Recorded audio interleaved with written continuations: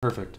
Hello. Welcome back to the channel. I'm Captain Quasar, and welcome back to another unofficial H3 waiting room. Um, we have a little bit to talk about today. It might expand. We might have way more by the end of it. My hair's a little fucked up, so that's how you know it's going to be a good stream. Look at that. It's like a perfect wave because it's caught on the headphones. Well, anyways. Let's just get into it, because there are a few things. Now I have the Kim Possible theme stuck in my head. But yes, this was just something really funny that I saw that someone had posted.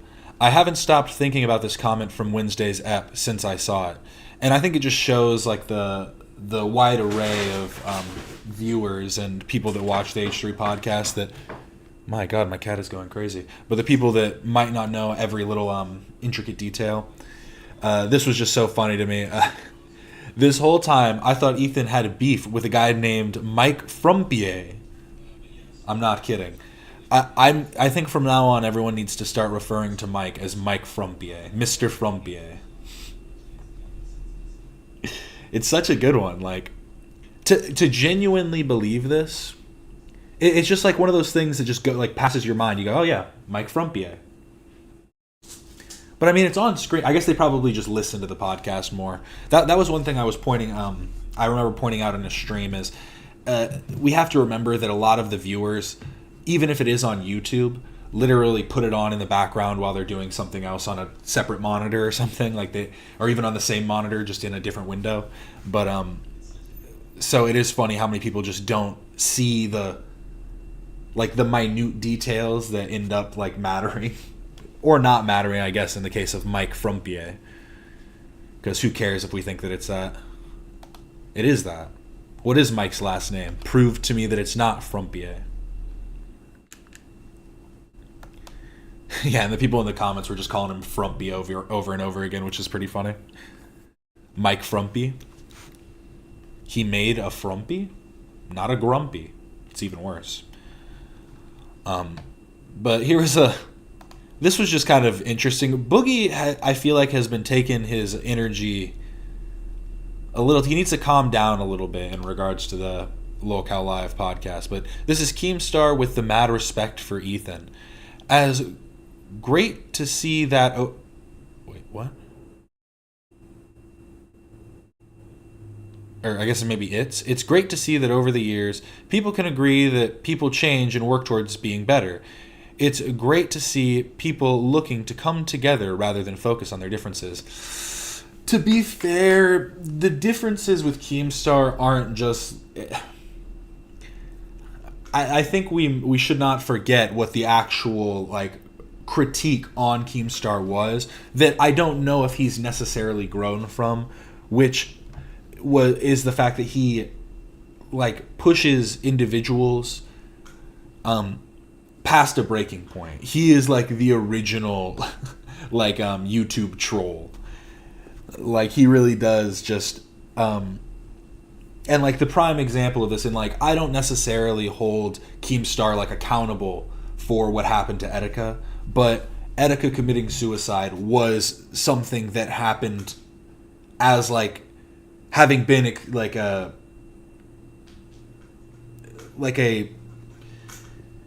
that's the thing, it wasn't a collaborative effort where people were trying to get him to kill himself. It wasn't even that malicious. It was just the taking advantage of the situation of a person that you felt was acting crazy because they weren't in the right state of mind. Why am I still getting hate? Yeah. It's just, yeah, it's the Etika thing. I think is the one thing that it's hard to look past, because he's never really it's not about you taking responsibility for his death or anything like that. It's just you recognizing that the way I handled the situation, I could have done things better. I could have not just in the way that I interacted with Etika, but in the way that I interacted with my audience in how we should treat these individuals as a whole. Because I saw a Papa Meat video. Meat Canyon made a video about, I think it was his video about Home Depot It was either his video from yesterday or I just watched it yesterday. But it was he made the point about how he enjoys looking at like people, the cringe content that he enjoys is like true like schizophrenic to TikTok and stuff, where it's not about making fun of them. It's just so interesting to watch somebody that's like, I've developed an entire mythological, like an entire fake city in my mind. And I've seen this guy that literally has like designed this entire city in this world. Hey, no, get away from that. Bad boy. No. Bad boy. Go away. No. No. That's bad. That's a cord. Go away. He was literally biting a little knotted cord over here. Sorry. Had to tell him what's what. But let's get into it. No need to keep talking about that. My cat's going crazy today. Let's listen to what Boogie and Keemstar have to say. This shot of Boogie is pretty good too, I have to say. Oh wait, I had a little thing set up. Let's see if this will work. Ooh. Mwah. Mwah. Let's see what these boys have to say.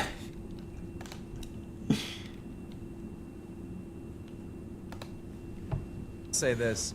Tim Wright super chatted $20. Big H3 and Keem fan here. We need the Ethan Keem friendship arc. Please figure out some sort of collab. Gaming with Ultra I'm super working on that. $20. I was also a Make-A-Wish kid and Keem let me go before I was gone.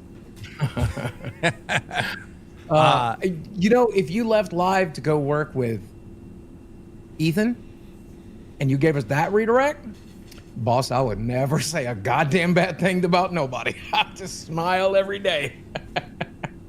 Me and Ethan are not going to do a Frenemies show. It's just not. I want that to happen, though. I can wish. I know it's something that the internet's been The thing is I think Keemstar and Ethan doing Frenemies might be the best kind of a Frenemies show. Because neither one of them would take the pushback well, but I don't think any of them would as easily concede as Ethan has in the past for like Hassan or Trisha or other stuff. I feel like he would definitely give Keemstar a lot of pushback, and Keemstar wouldn't be one to like pussyfoot around anything and would just be maybe too abrasive at times. asking for a very long time. But I think that time has come and passed, right? There was a time where we truly hated each other, and I just don't have that hate anymore, and I think I don't think there's any. Was there any actual hate towards Keemstar? Because again, I don't even hate him for the thing. Like I was just talking about, I don't even necessarily hate him. It's just this. I could see why Keemstar would hate Ethan. Ethan made fun of him for dating Brantley because there was he didn't want to talk about her age, which just made her appear to be underaged, which she wasn't. She was like 19. Still weird, but yeah, he made fun of that. He made I guess the whole point of the Keemstar content nuke was kind of the Etika. That wasn't the point, but that was a big aspect of the content nuke on Keemstar. So I can understand why Keemstar would hate Ethan, but I don't think Ethan ever necessarily hated Keemstar. It was always just it's ripe content because you do bad things for some reason. clear he doesn't have that hate anymore. And, I guess. But what is the hate? I guess my whole point is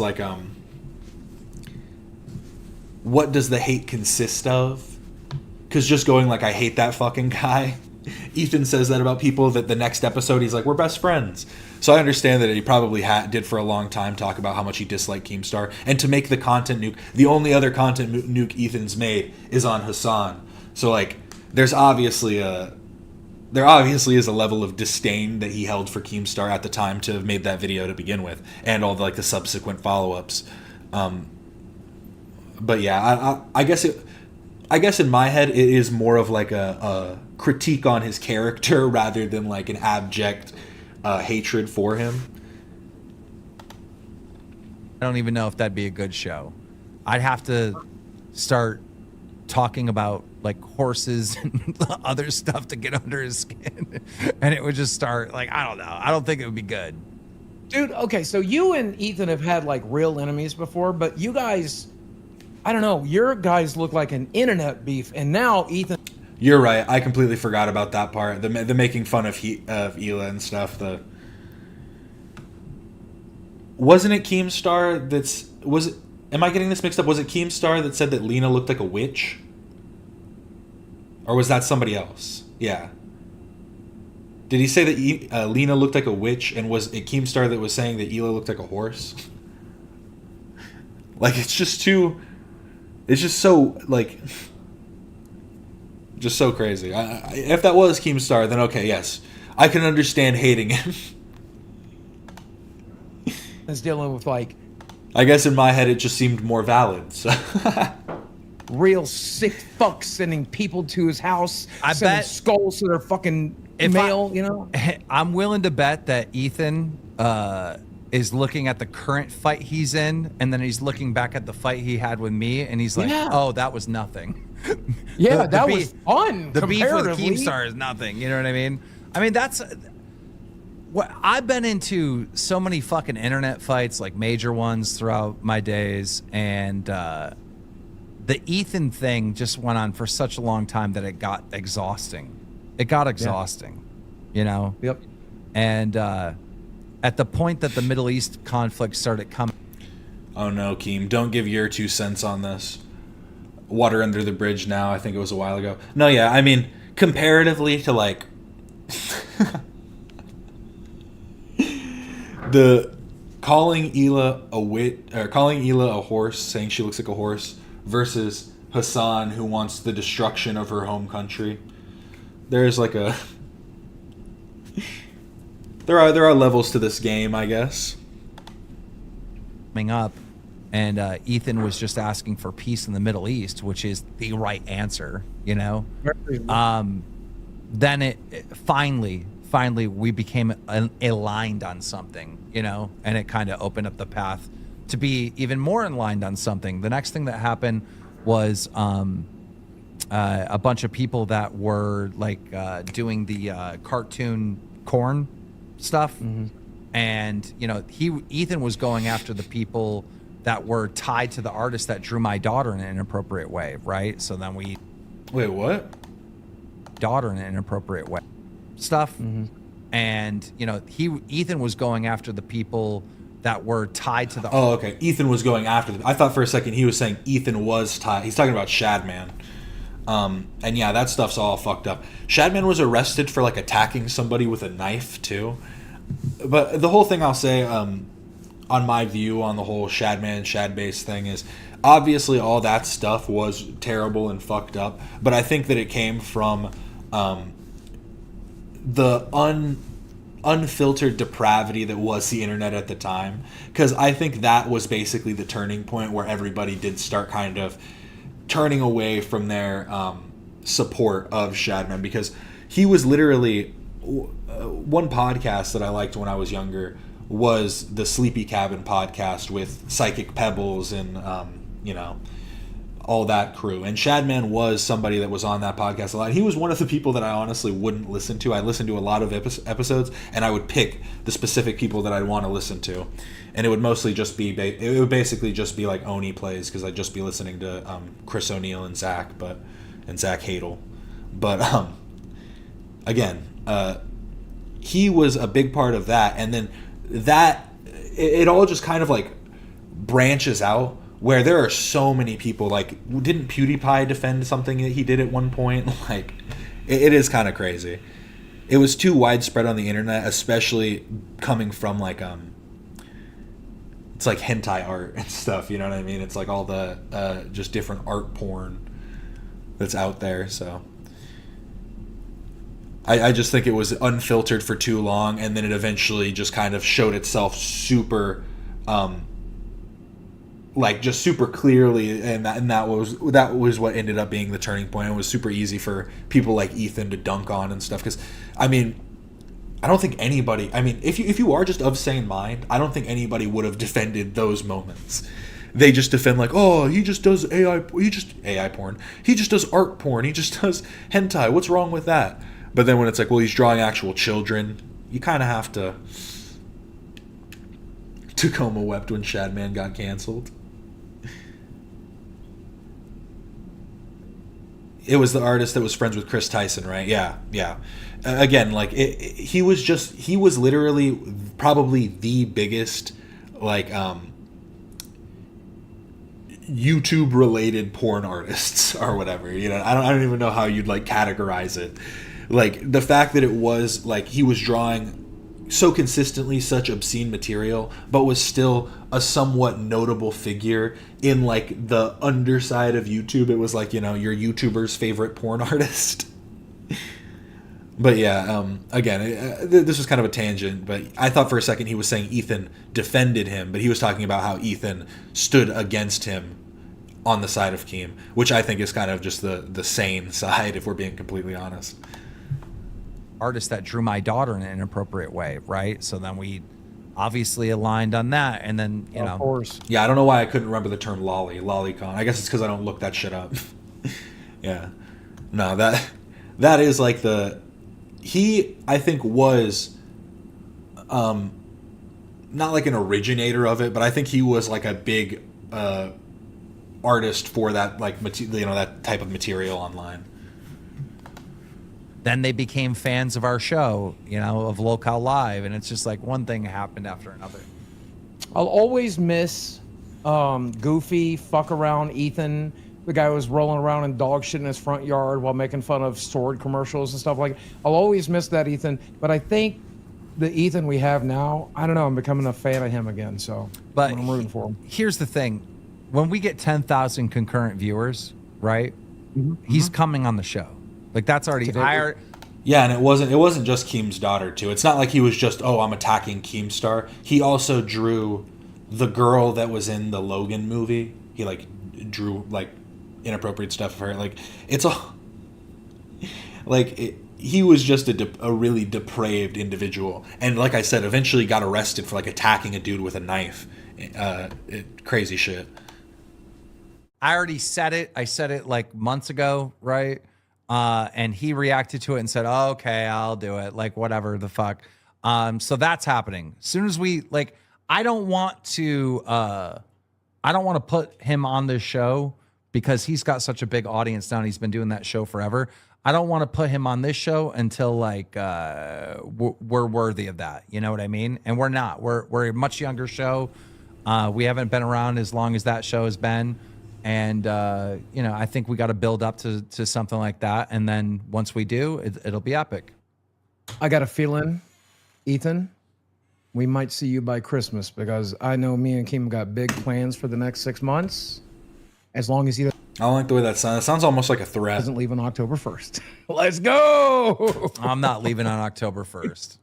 Thank God! Fuck! Jesus Christ, dude! I'm leaving on October 2nd. No! You fucker. Amazing stuff. This was interesting. This is the incel community of the H3 podcast.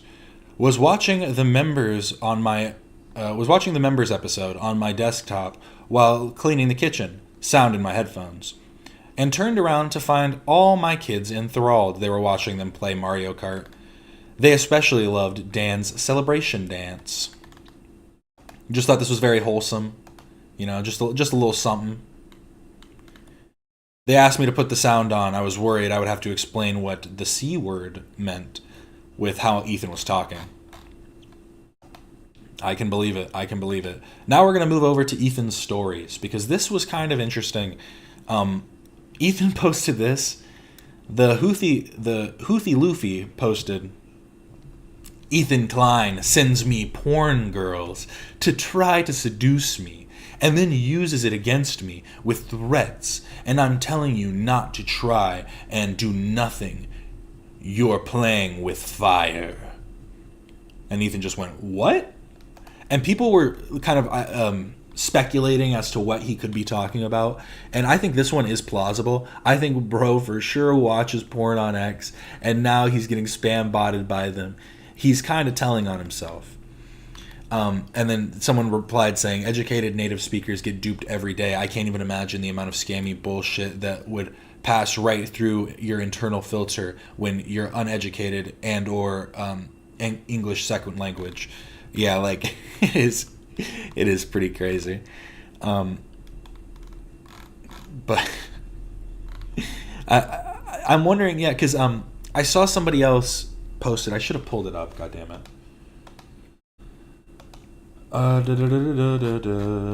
Did I like it?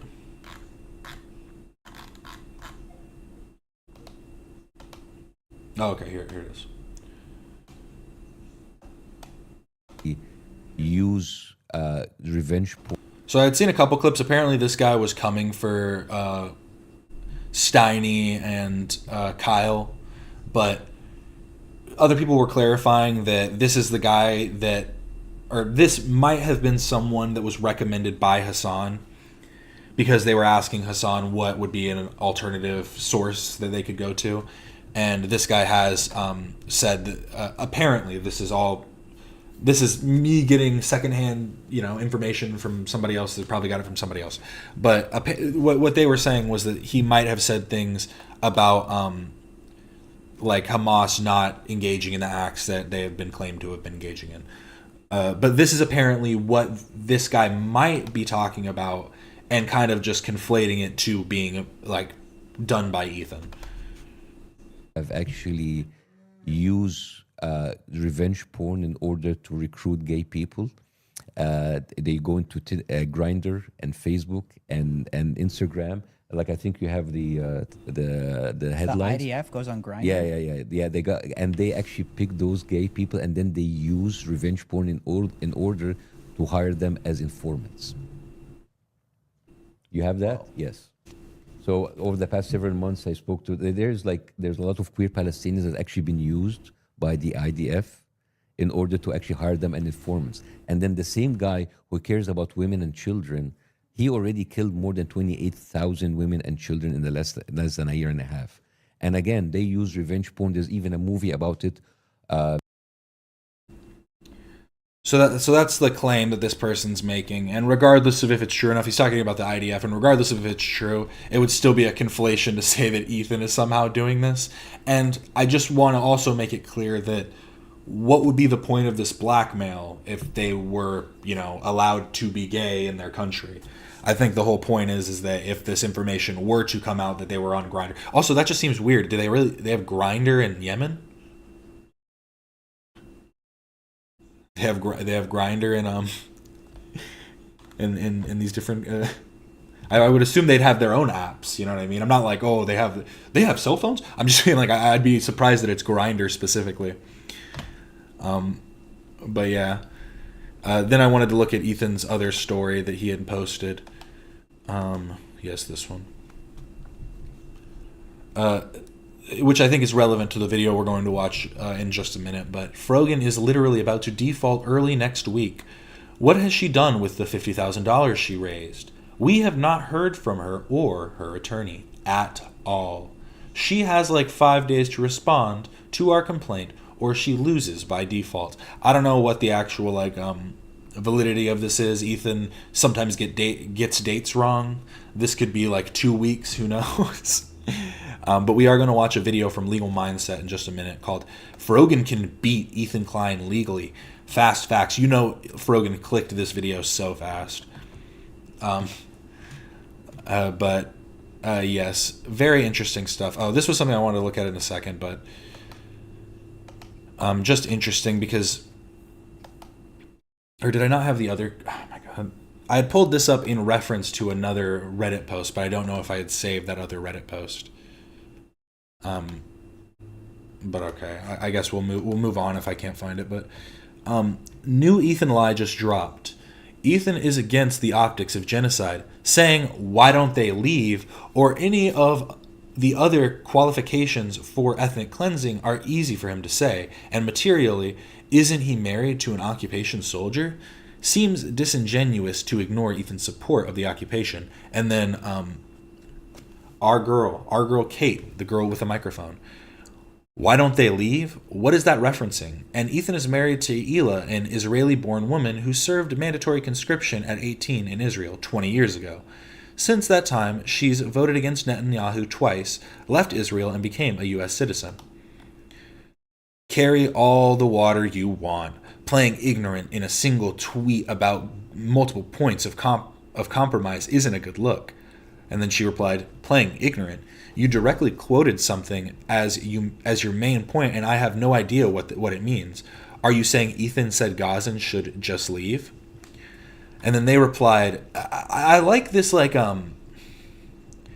they never want to just answer directly. It's always got to be this weaseling around the point. Ethan, tell me Ethan has never suggested that evacuation of Gaza as a solution to allow the occupation soldiers to do violence without resistance. Tell me that. First of all, what the fuck? I swear half of these people are drunk. Like, they have to be drunk. Tell me Ethan has never suggested that evacuation of Gaza as a solution to allow the occupation soldiers to do violence without resistance. Tell me that. Tell you what? But then she replied again, I have literally never heard him even float that idea, but please prove me wrong. Do you have a catalog of potentially genocidal statements Ethan Klein has said about Palestine?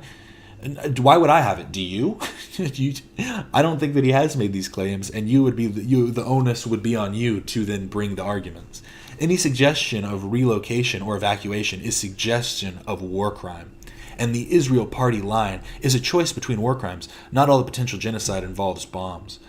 I'm a huge H3 fan. Like, watch every stream. I have literally never heard him say Palestinians should be relocated. I don't need a catalog of his statements. You quoted him, so I'd say it's on you to back it up, right? I think it's interesting because, yeah, we all love the girl with a microphone. She constantly cooking. But she, the part I find so funny about this is, then what do you call it when Hassan says that all of the Israelis should go back to Brooklyn and go back to Poland or whatever the fuck? Like, what do you call that then? You can be like, oh, well, it's justified, but it's still an ethnic cleansing. And that is his position for a one-state solution, is to, like, basically, like, sponge the nation of its colonialists that were born there. Fucking weird. And again, yeah, they didn't ever give an actual answer, and this was a post by her. She went on to continue. So I guess some people believe Ethan is mentioning relocating Gazans to let Israel flatten the place. This is a new one, at least for me. I feel insane. How can people be so confident about something they've never heard firsthand? By the way, still waiting on the clip for them to prove it. And then she updated their response to my continued pressing for proof. I don't consume Zionist media. These people are so unserious. And yeah, it's just like, how can you make a claim about what the Zionist media is saying if you don't consume any of it? You'd have to and you would also have to consume it to identify it as Zionist media, unless you are just taking somebody else's word as as proof and fact. Snarkers will claim Ethan said X, and when proven he didn't, will say Ethan said Y, which is also bad. It's a fruitless exercise engaging with these dumb people. Yeah, it's just it's a fact. He has never said that, because it would be completely counter to his belief in a two-state solution. That would only be like seen if he believed in a one-state solution, that being an Israeli state. It's just so weird. But then again, we like to look at different people, because I will say, we like to be unbiased here. We're going to bring up everything. Fuck.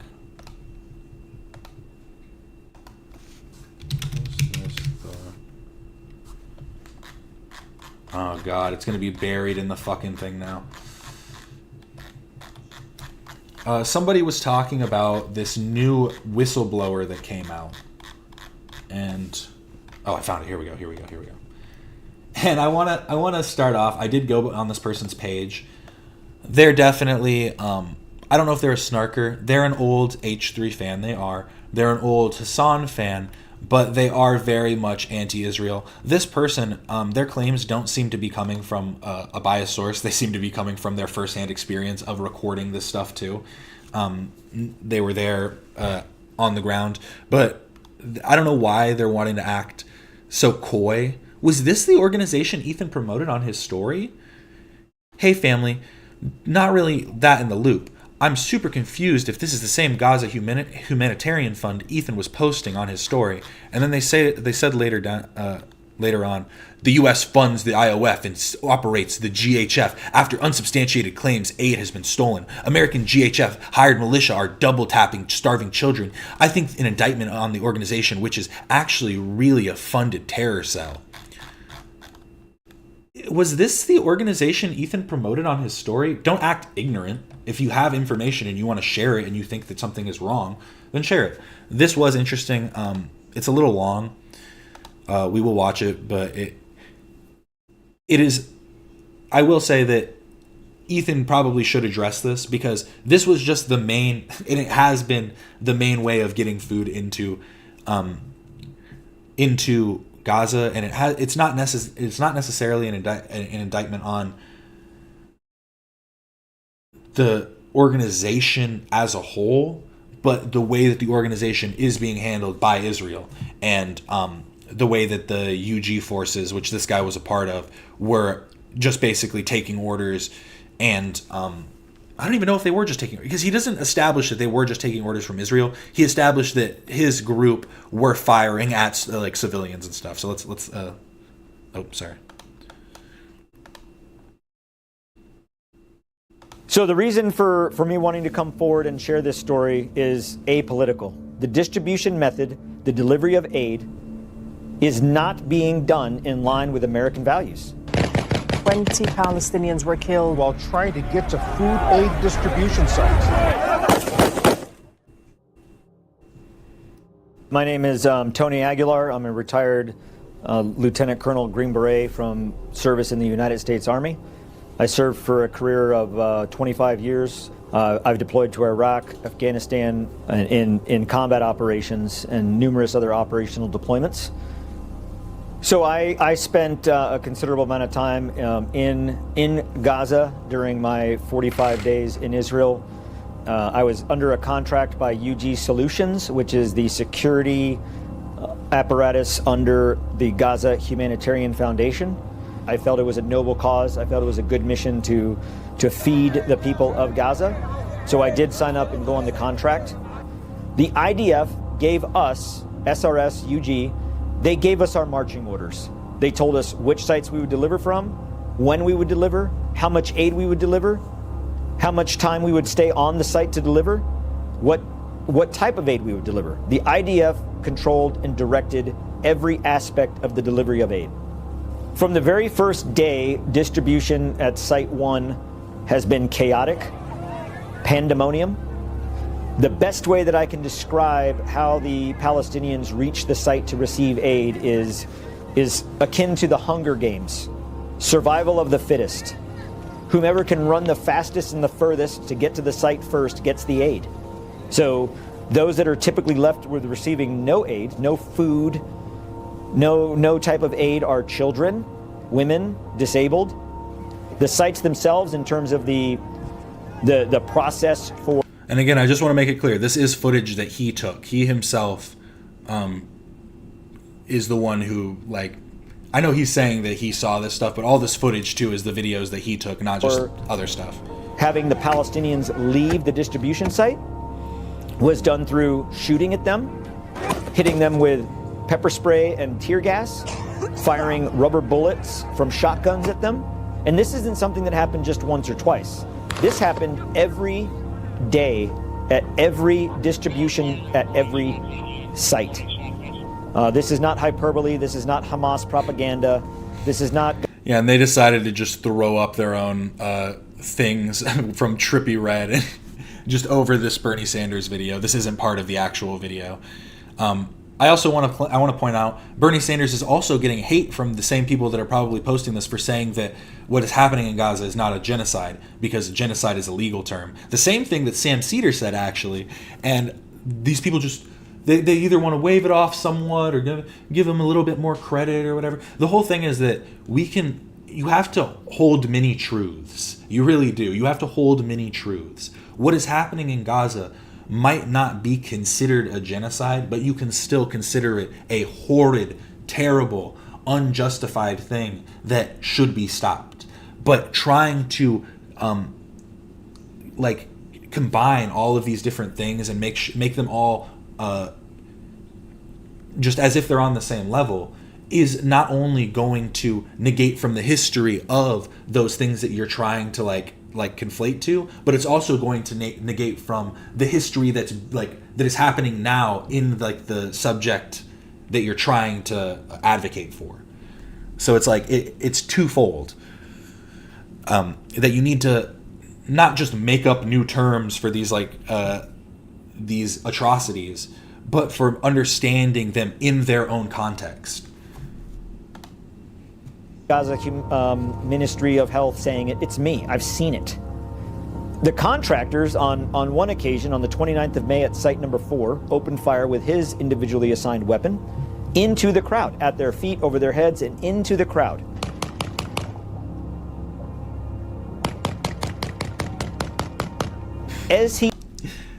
I'm sorry but as a non-American watching, America being the bad guy is so not surprising. I know for American civilians this can come up as jarring, but your military is seriously evil. I've known since I was a child, the idea of the world being the world's police isn't a good thing. Who likes cops? The idea of it isn't good inherently. It's not it's going to just be it's not it's a good idea. But I guess it's not that it's necessarily a bad idea. It's the action that has been put forth has been detrimental, not just to our own country and its people, but the countries around the world. Because you'd like to think there's some type of moral objectivism, moral objectivism or whatever, but I don't know. Everything's too complicated. He did this. So this is a video that came out from a whistleblower talking about this, talking about one of the largest aid programs that's feeding people in Gaza. But we're gonna have a second part to this that I'm gonna address. Celebrated what he was doing, and he yelled, "Woohoo!" Yeah, and this is crazy because again, so this was my point: is he said that Israel has, and I think that people are just again, it's it's the want for somebody to be wrong that they make it they have to not just conflate ideas, but it's the combination of all of these individuals and their acts, because this is an individual acting as a UG's soldier. I don't know if that's what they called them, but under the contract of the GHF, which is under the oversight of Israel and the IDF. So the IDF is telling them where to go, how much aid to deliver, how much, and all that can be really bad. But I don't know if they're giving them the orders of go up on this hill and go shoot at people, because that's also not what he's establishing. But regardless of if they're telling people to do it, they're allowing it to happen, and that's again just as bad. It's the same way when I was talking about Hamas, that people want to go, oh, Hamas wasn't giving orders to do this systemic the systemic rape of different peoples on October 7th, but they also weren't holding their soldiers accountable that did, and that is they are just as culpable for that. But again, it's about understanding the full context of it, because and again, I don't think Ethan would be well, this is a good thing that this is happening, this is how it's supposed to happen. But this whistleblower just came out to say this. Then another contractor who was standing next to me said, "I think you got one." Yes, this is all footage that was taken by Anthony Aguilar in Gaza and the West Bank. I don't know if we've seen any footage from the West Bank, but he said he did he went to 2 areas. Yeah, it's fucking sick. Like, The actually contractor that was disgusting. shooting then replied, "Hell yeah, boy." I took the video. I was there. I saw it. I watched it happen. The contractor that said, "Damn, I think you got one, man," was referring to a Palestinian man that fell to the ground and never got up. It's within my assessment that he was dead. And another incident on the 2nd of June at distribution site number 1, which is in the south in Rafah, I witnessed a UG contractor throw a stun grenade into the crowd. The metal fuse top of the stun grenade hit a Palestinian woman in the head, and she immediately dropped to the... Yeah, and if they are just literally telling these guys, these contractors, hey, just do whatever the fuck you want, whatever you think is going, we don't think it's too far. Again, it's like hold them accountable and hold the people that hired the contractors accountable. I'm not against that at all. Ground, lifeless and motionless. A donkey cart was brought onto the site to load her onto the donkey cart to remove her from the site at the direction of the SRS operational leadership. She was dead. This happened on the site. On the 28th of May, we submitted a report to the leadership of UGS and Safe Reach Solutions that site number 3 in particular was dangerous and that people would die if changes were not made. Those changes were not made. And on the 16th of July, 20 people died. I was reading an article, and they said it was in the hundreds were estimated to have been... I'll just say casualties, because I don't know if it was specifically dead, but I'm pretty sure the number was in the hundreds of people impacted by this. 20 Palestinians were killed Wednesday morning at its food distribution site in Khan Yunis. Palestinians, human beings, trampled to death on a site that we could have prevented. Those deaths are on us as Americans. We're complicit in that. In the dozens of distributions that I was a part of at every site, not one time ever did I feel a threat, assess a threat, see a threat, never saw a weapon, never saw a gun. The fire, the actual small arms fire that we received on the locations at times came from the IDF in our location. The entire city of Rafah has been raided. I wish you would have expanded on that a little bit, because I'm wondering what this means. So, received on the locations at times came from the IDF in our location. Because does that just mean that it was like the IDF firing at them, or the IDF was also firing at people, and like they're just totally not even in like coordination, that they're like getting crossfire, like they're literally just going out and wreaking havoc for no reason. But yeah. The entire city of Rafah has been razed to the ground, so there is no civilian population around the sites. They have to travel 8 to 12 kilometers one way, on foot, no vehicles. Most of them don't have shoes, poorly clothed. They haven't eaten, they're starving.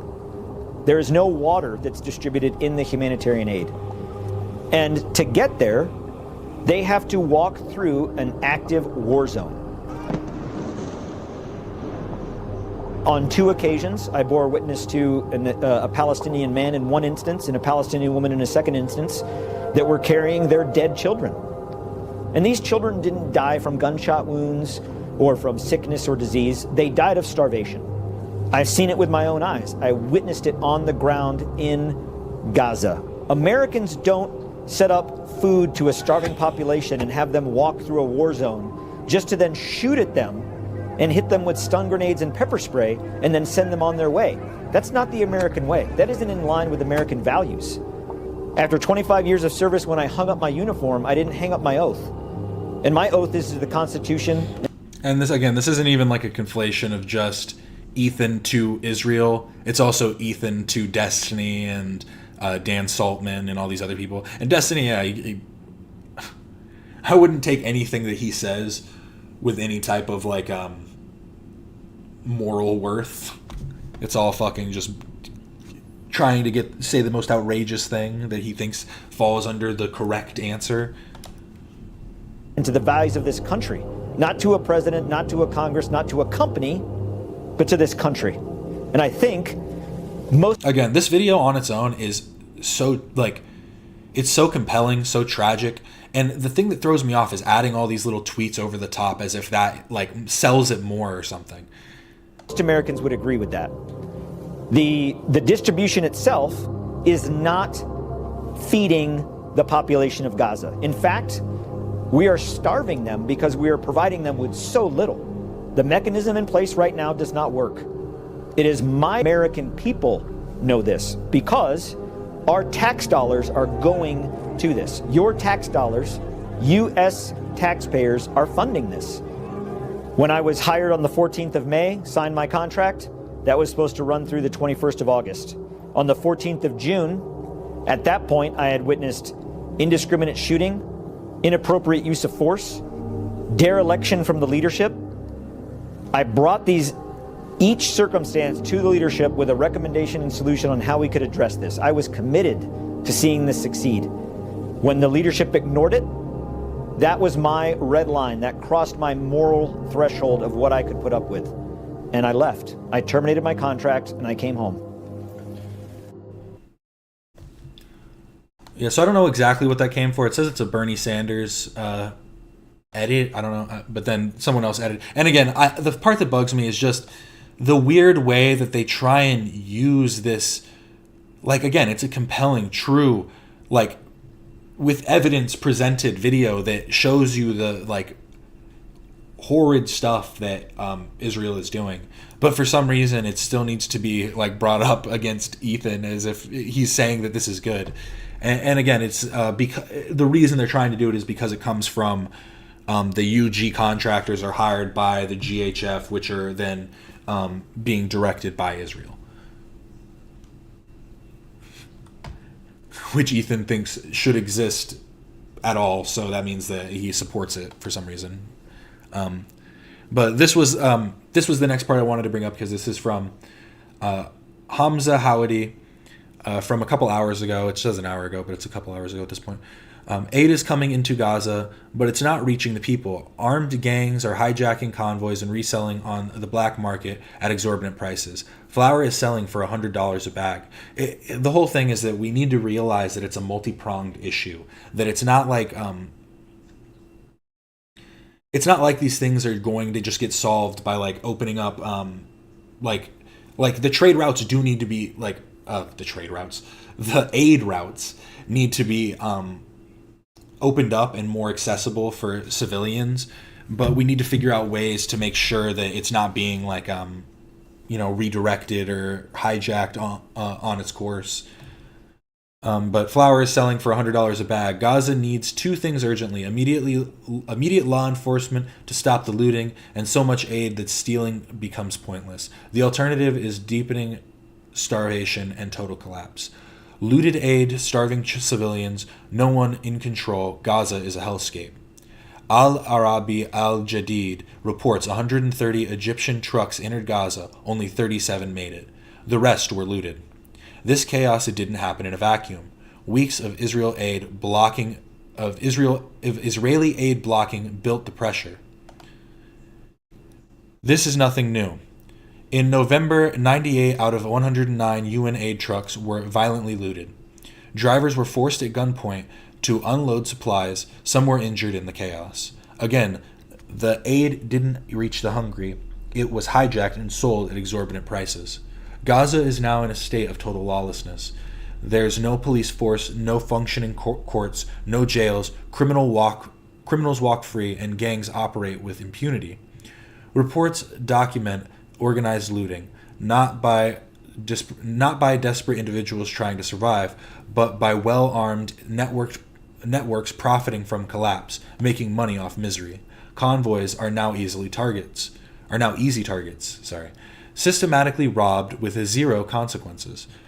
And Israel's government continues to delay or restrict full-scale aid delivery, guaranteeing that aid remains scarce and therefore valuable to steal. It's a vicious cycle. Theft makes aid scarce. Scarcity makes theft profitable. Profit attracts more criminals. Less aid reaches civilians. After the November raids, flour prices surged to $100 per bag. The thieves aren't desperate. They're calculated and systematic. And they're strangling Gaza's most vulnerable. Gaza needs two things urgently: immediate law enforcement to stop the looting, so much aid that stealing becomes pointless. One possible solution would be to redeploy former PA security officers who've been on the payroll since 2007 but barred from working. They're trained and funded. They just need the mandate. Right now, Gaza has no security and not nearly enough aid. There's no authority to stop organized theft, no scale of aid to discourage it. Instead, looting is the new economy. The black market is booming, civilians are starving, and Gaza is sliding further into total collapse.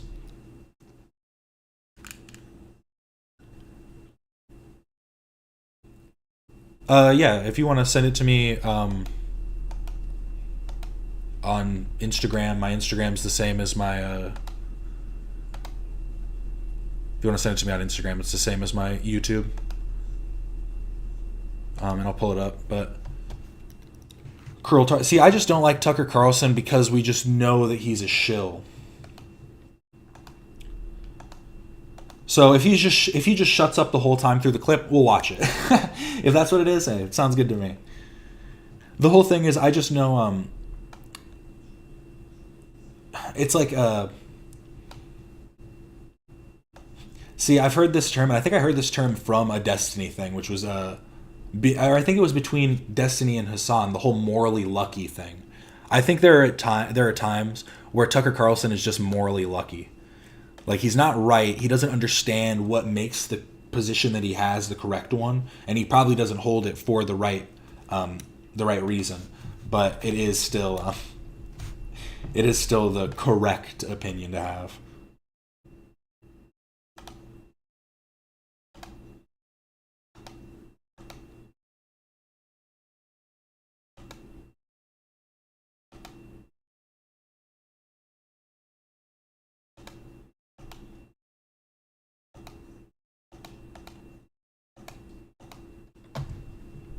Okay, there you go.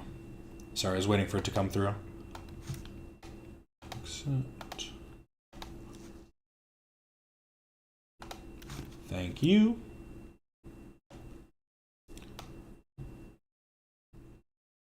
Oh boy.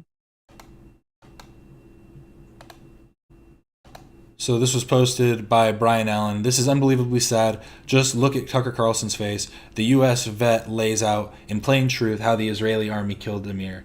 And for once, Tucker has nothing to say, because there's no both sides when a child is gunned down. No, literally, I mean. This young little boy, his name is Amir. I know that because when he walked over from the crowd of people, he walked toward me. There was two of us standing there, two UG Solutions guards standing in that area, and he was walking towards us, and we thought maybe he was hurt, or maybe he was asking for some more food, because all he had in his arms was a small bag of rice, half a bag of flour, some lentils that he had picked up from the ground. He didn't have much.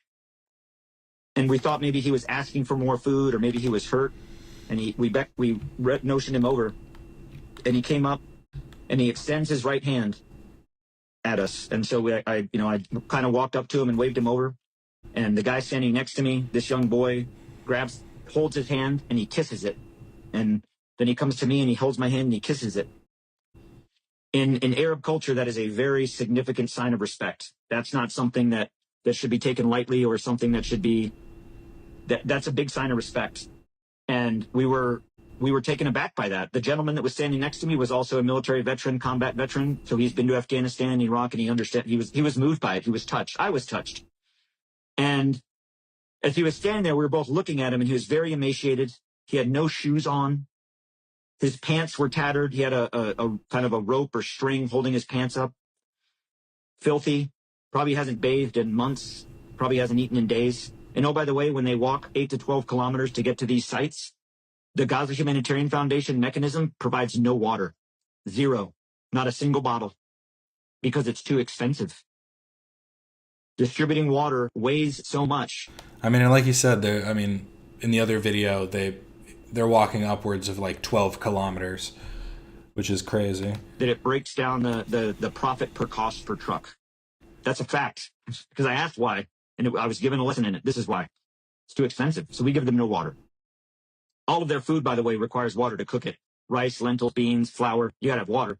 So what we're giving them, I don't know how they're eating it, but he's standing there, and I put my arm on his left shoulder, and I look at him, and I can feel the bones in his shoulder. I can feel the weakness in his arm. I can feel the vulnerability. I can feel the desperation.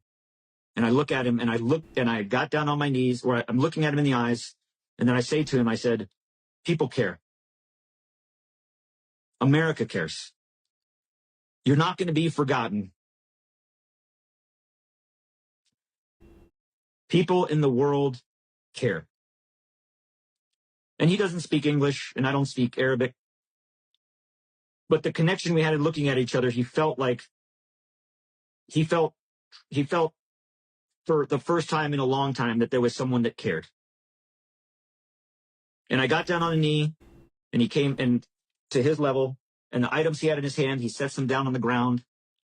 And he raises his hands, and they're small, fragile. You can see bones sticking, just the bones through the skin. And he places his hands on my face, and he kissed me. And he looked at me in the eyes, and he says, thank you. He said it in English. Thank you. Like, people are starving in Gaza. People are dying in Gaza. These children that are starving and dying, these children, they look like everyday Americans. This child is picking up noodles off the ground with his bare hands because there was no food left. So he's picking up noodles to put into his backpack. Amir goes back to the main group, and he goes out the exit. We had a very strict protocol that they come in a certain way, get the aid, and then they go out a certain way. From the way they came in, it takes them back to the way they came in. The exit takes them back that same way. So they enter from the Morag corridor. They go south. They go through the station. They exit, and they go north to the Morag corridor. So coming in and going out, they're tied right back into the active combat zone. Site number 2 particularly is a little bit different than the other sites because it's in between site 1 and 2. And there's an IDF combat outpost just off the corner of SDS-2. So there's a berm that lines that road going out.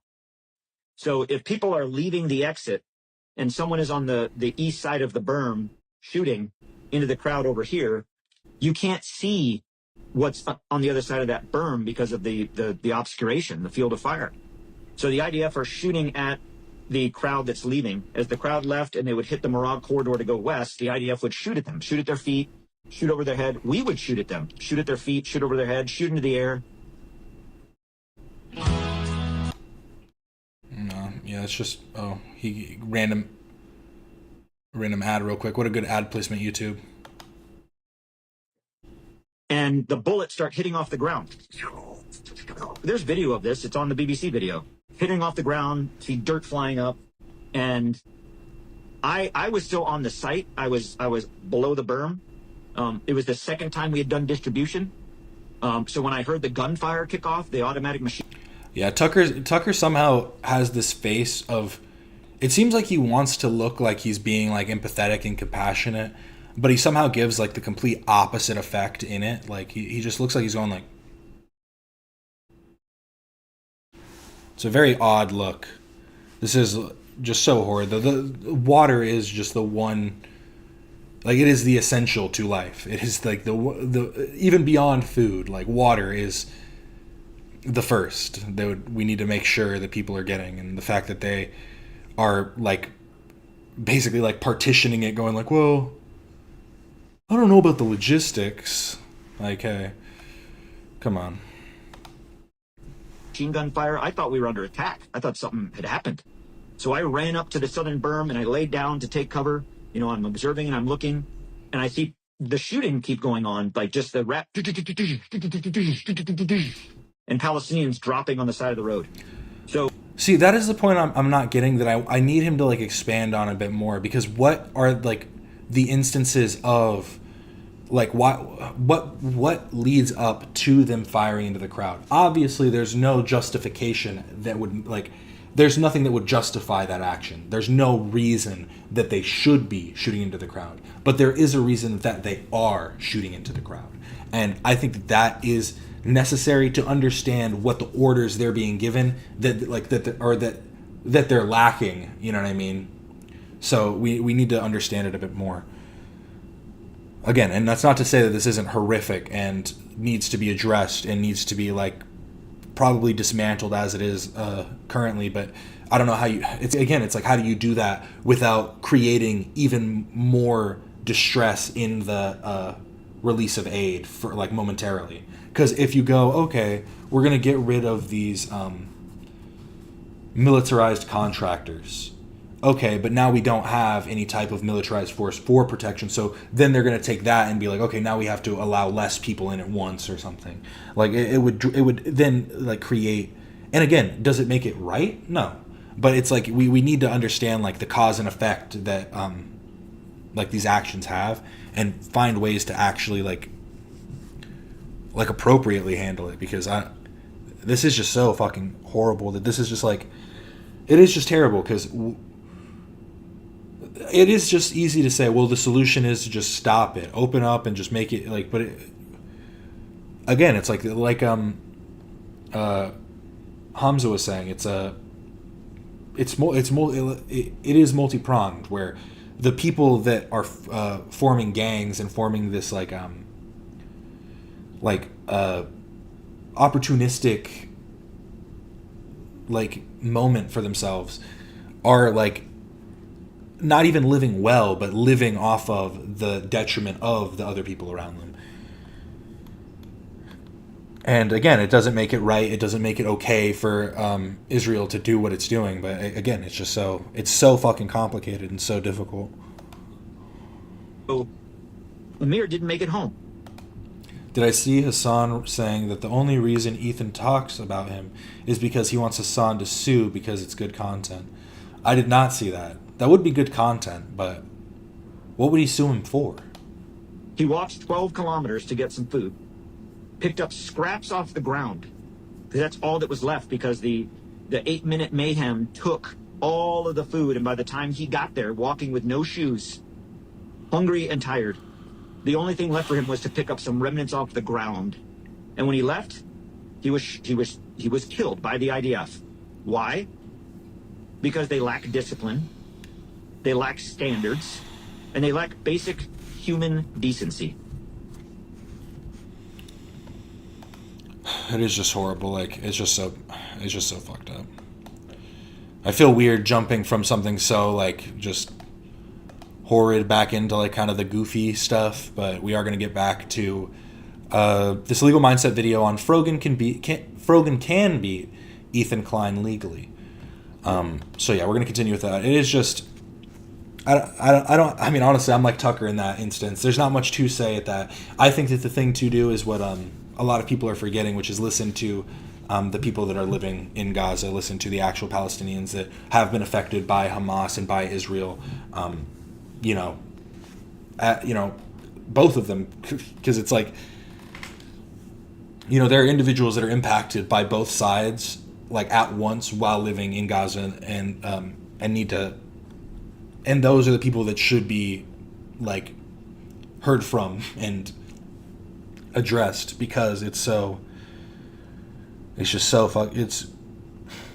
I don't like to use the term evil a lot, but it does just feel evil. And not even just one side, just the whole situation itself.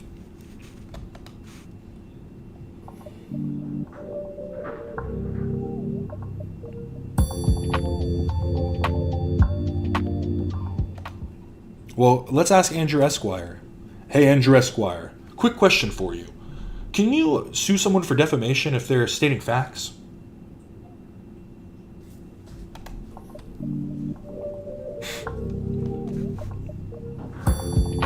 He needs a better intro, I'm telling you.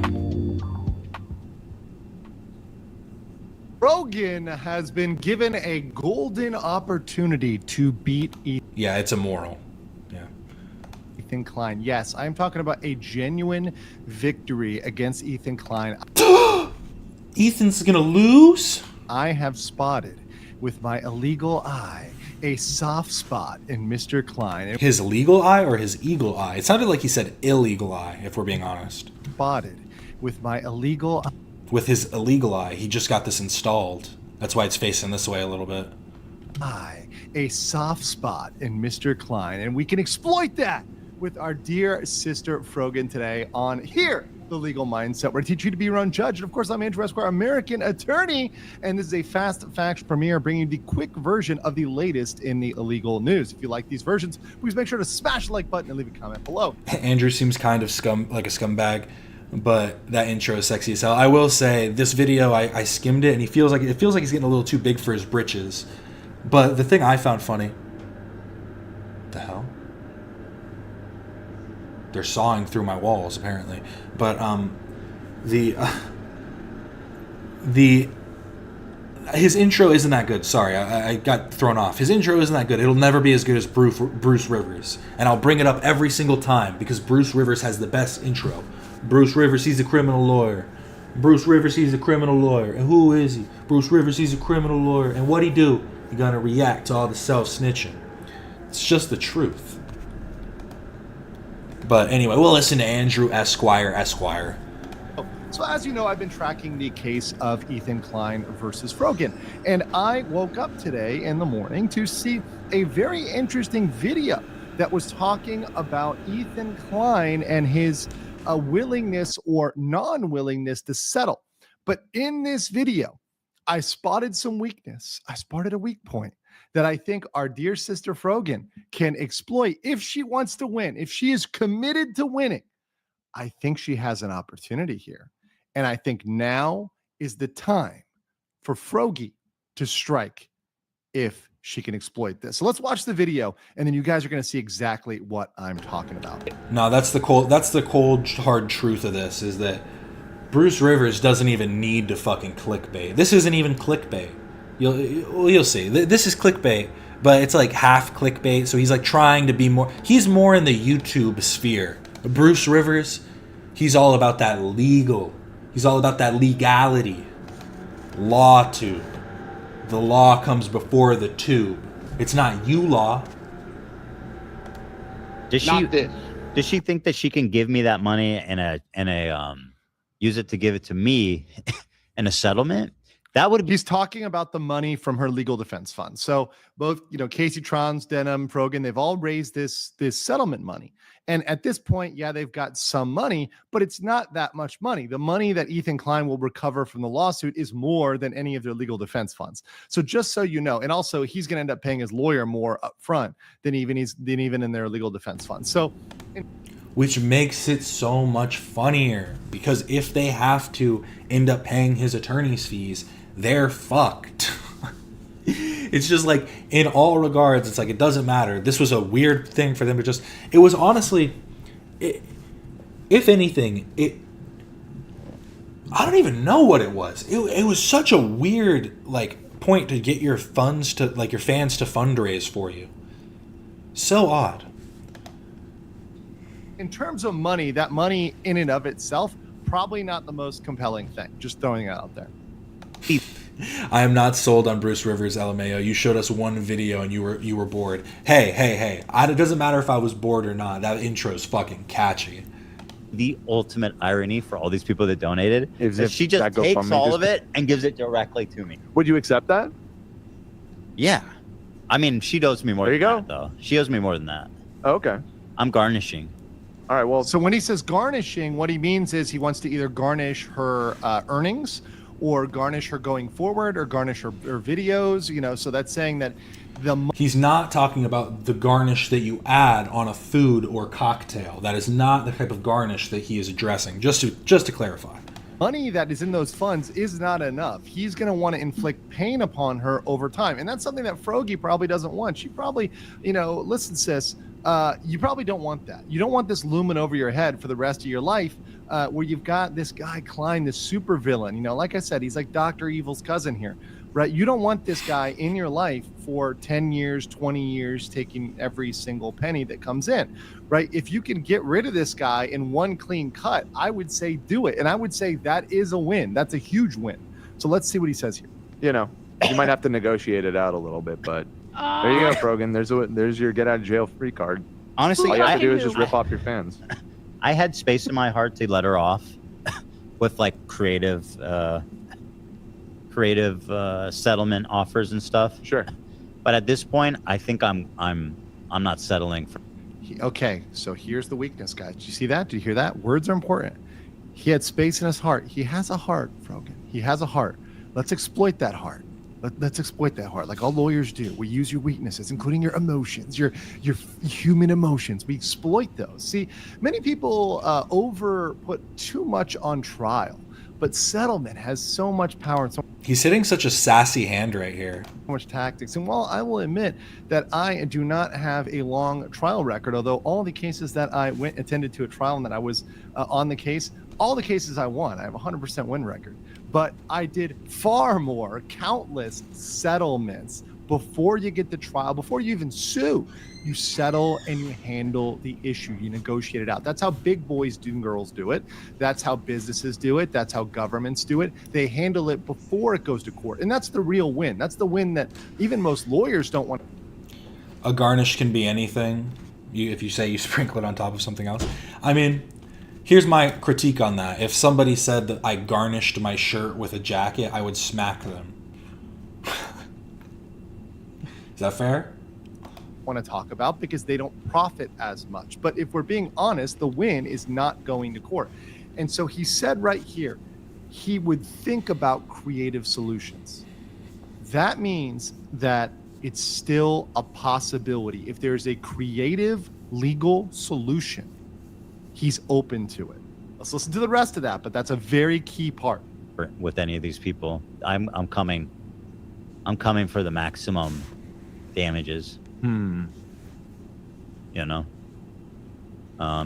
she reached out and I want Discovery to get some snark info. True, Alex, we want the files. Yeah, we don't want the Epstein files. We want the snark files coming soon. actually played was amicable and fair and not turning this into some silly. They don't understand. I don't think they understand what the lawsuit's even about. They'll get to Discovery and be like, "But he's a Zionist. But he's a Zionist. What was I supposed to do?" Pointless wild goose chase, just wasting time. Then I'd be a lot more amendable. By the way, I want to be fair. I want to be fair because I picked on Hassan for not knowing the word vexatious litigant, and I want to be fair. People think I'm sympathizing with Ethan. I'm going to call Ethan out now. The word is technically not amendable. It's actually amenable. That's actually the correct word. But I know why he said that amendable, because he means, hey, I would amend my way of thinking and able to amend, right? So amendable, but it's actually amenable. Anyways, that's neither here nor there, right? But just to be fair. This is what I was talking about, getting a little big for his britches. Hey.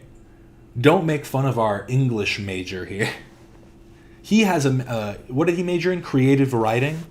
I think Olivia keeps saying. With language for the both of them.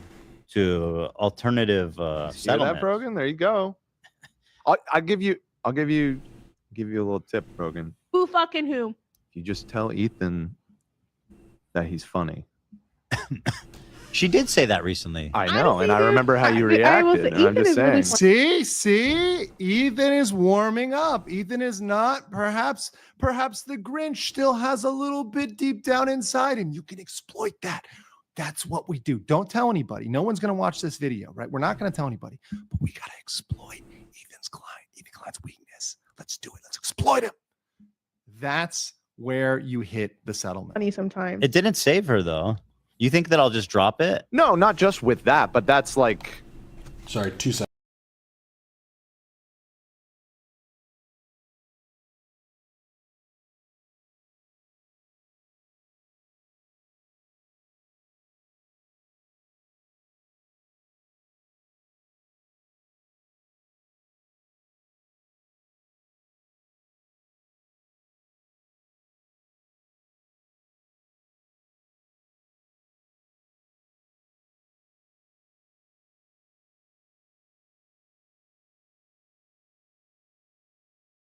Sorry, we continue.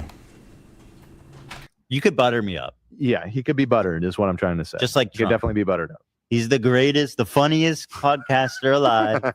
I hope you get PTSD. See, he's open and he can be buttered. So what do I have, guys? Of course, I have a PowerPoint on how we butter up Ethan Klein and how we get the settlement win. Once again, this is part of legal strategy. This is very important as part of legal strategy on how Frogan can win and how Rogan can butter him up.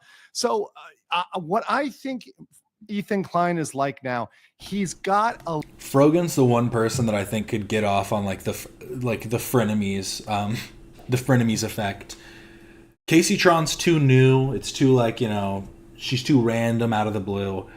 And Denham's is too malicious, and you know the whole her chat and CPS, all that stuff, kind of makes it more personal than somebody like Frogan. A little bit of softness left. When you go to court, that hardens up, and he's about to get into discovery and get really hard. When you're in the middle of a court case, you are hard. You are not willing to, you know, bend or, you know, whatever else. It's just throwing knuckles. You've got money invested. You've got this opportunity cost. You've sunk so much money and you feel like you have to go to trial, right? The further you get down, the worse the settlement is going to look and the more you're going to have to give. He's just explaining sunk cost fallacy. Hey, you'll just keep sinking costs, so. Him if you wanted to get him to back off because you've made him go so far. So right now, while he's soft, and I use the comparison of the great Levantine food, right? Which I really hope could bring people together more than separate them, of hummus. Really hummus can bring us all together. I mean, if you're a friend of hummus, I mean, how can you not be a friend of me, right? I mean, it's just a really uniting factor. He's like hummus that's been in the refrigerator for 2 or 3 days. You guys know what I'm talking about. You can still eat it. It's still soft. But if you leave that hummus in there for a week or 2 weeks, it's like a rock. It's hard. It's not good. You can't eat the hummus after 2 weeks. Don't eat the hummus after 2 weeks. If you get the hummus after 2 weeks, what's the point of the pita chips? You're fucked. Okay? It's not going to work out well for you. So, like I said, he legally is right now 2 or 3 day old hummus. You don't want to let that hummus get too old. So what are the facts we got to know about this? First of all, guys, listen, winning is not going to trial. Most cases do not proceed to trial. Less than 3% proceed to trial. If you go to trial, you are a loser. You are a loser. When I was skimming this video, I did think this part was interesting because this goes against what everyone says about Ethan and his cases with Kavanaugh. Because everybody goes like, Ethan lost his cases because he settled. His settlement was him losing the case. And it's like, no, yeah. I mean, I think honestly, a settlement isn't just a settlement for the person that is doing, like, is presenting the lawsuit. It's also a settlement for the person like receiving the lawsuit. It's like we're both settling on terms. And you can make your own caveats and stuff on your settlement terms. That's kind of the whole point. Eyes of the winners, in the eyes of the real people who are in business, you are a loser if you go to trial. Everyone in trial is a loser. This is a battle between losers. It's a battle between lolcows. It's a battle between people that are absolutely at their worst position ever. If you have to go to trial and you cannot find a way to resolve something without suing, it's really, really, really not the first option you should make. In fact, 97% of cases settle rather than going to trial, right? Trial is a huge tax on your finances, mental state, personal life, right? It's not something fun to go to. Like trial and going to court, you're kind of a loser. You really are. And settlement is an art. It really is an art form. And good lawyers, the ones that get paid a lot of money, are really good at settling and really good at negotiating. Those ones are worth their weight in gold. And if you settle well, you win. Now, I just like the happy Jabba the Hutt. That's just coincidental. I mean, I'm a Star Wars fan, right? Honestly, I wasn't even going to point it out. I wasn't going to make a reference to it. But come on, Andrew. Low blow. So let's at least my joke about Frogan's appearance was clever. Let me pull it up. I didn't just go for the fucking immediate thing that everybody says. God damn it. Netanyahu's on full set. God damn it, it is this one. This is no longer a dream. This is a nightmare. Wake up. Ethan, the dumb bitch is telling you to wake up. Wake up. Ethan, wake up. Frogan looks like a character from Mrs. Spider's Sunny Patch Friends. This is Now, I'm just saying, I feel like that was a pretty good one. I feel like you can't deny that. It was pretty good. Let's talk about the offer being sweet. So this offer cannot be an offer that's boring. So we have to make an offer that's exciting. I genuinely feel bad for her being made fun of for her weight. It's so lazy. No, yeah, it is just a lazy joke. It's dumb. There's no point in making fun of somebody for their weight, because it's just as easy to make fun of, somebody for any type of their physical, like their body attributes. Be like, your shoulders are too wide. Your shoulders are too small. You're a man with wide hips. Stuff like that. And if it's purely monetary, if it was just the money. You don't know about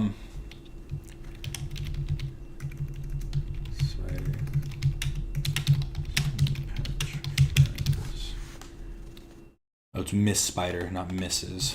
Miss Spider. You guys don't know about Miss Spider's Sunny Patch Friends? Nobody watched this? When did this come out?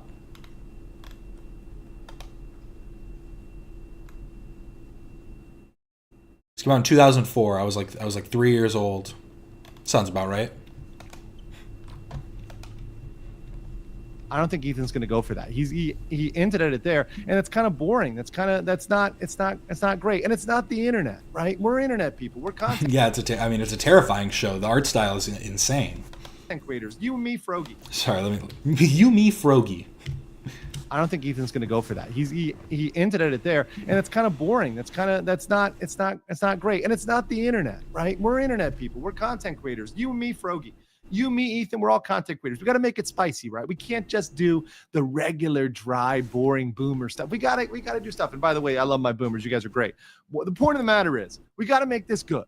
So I don't think it can be money, and it also can't be anything he's going to get as part of the lawsuit, because Ethan is already going to get things like the Discord and Reddit communications. He's going to get the emails, the texts, the phone calls, the confessions, because these mods, they're going to have their whole identities revealed, all of them. And no, I remember 9/11. I was a baby. I was like, my brother stayed home from school. My dad came home from work, I think. They're going to break.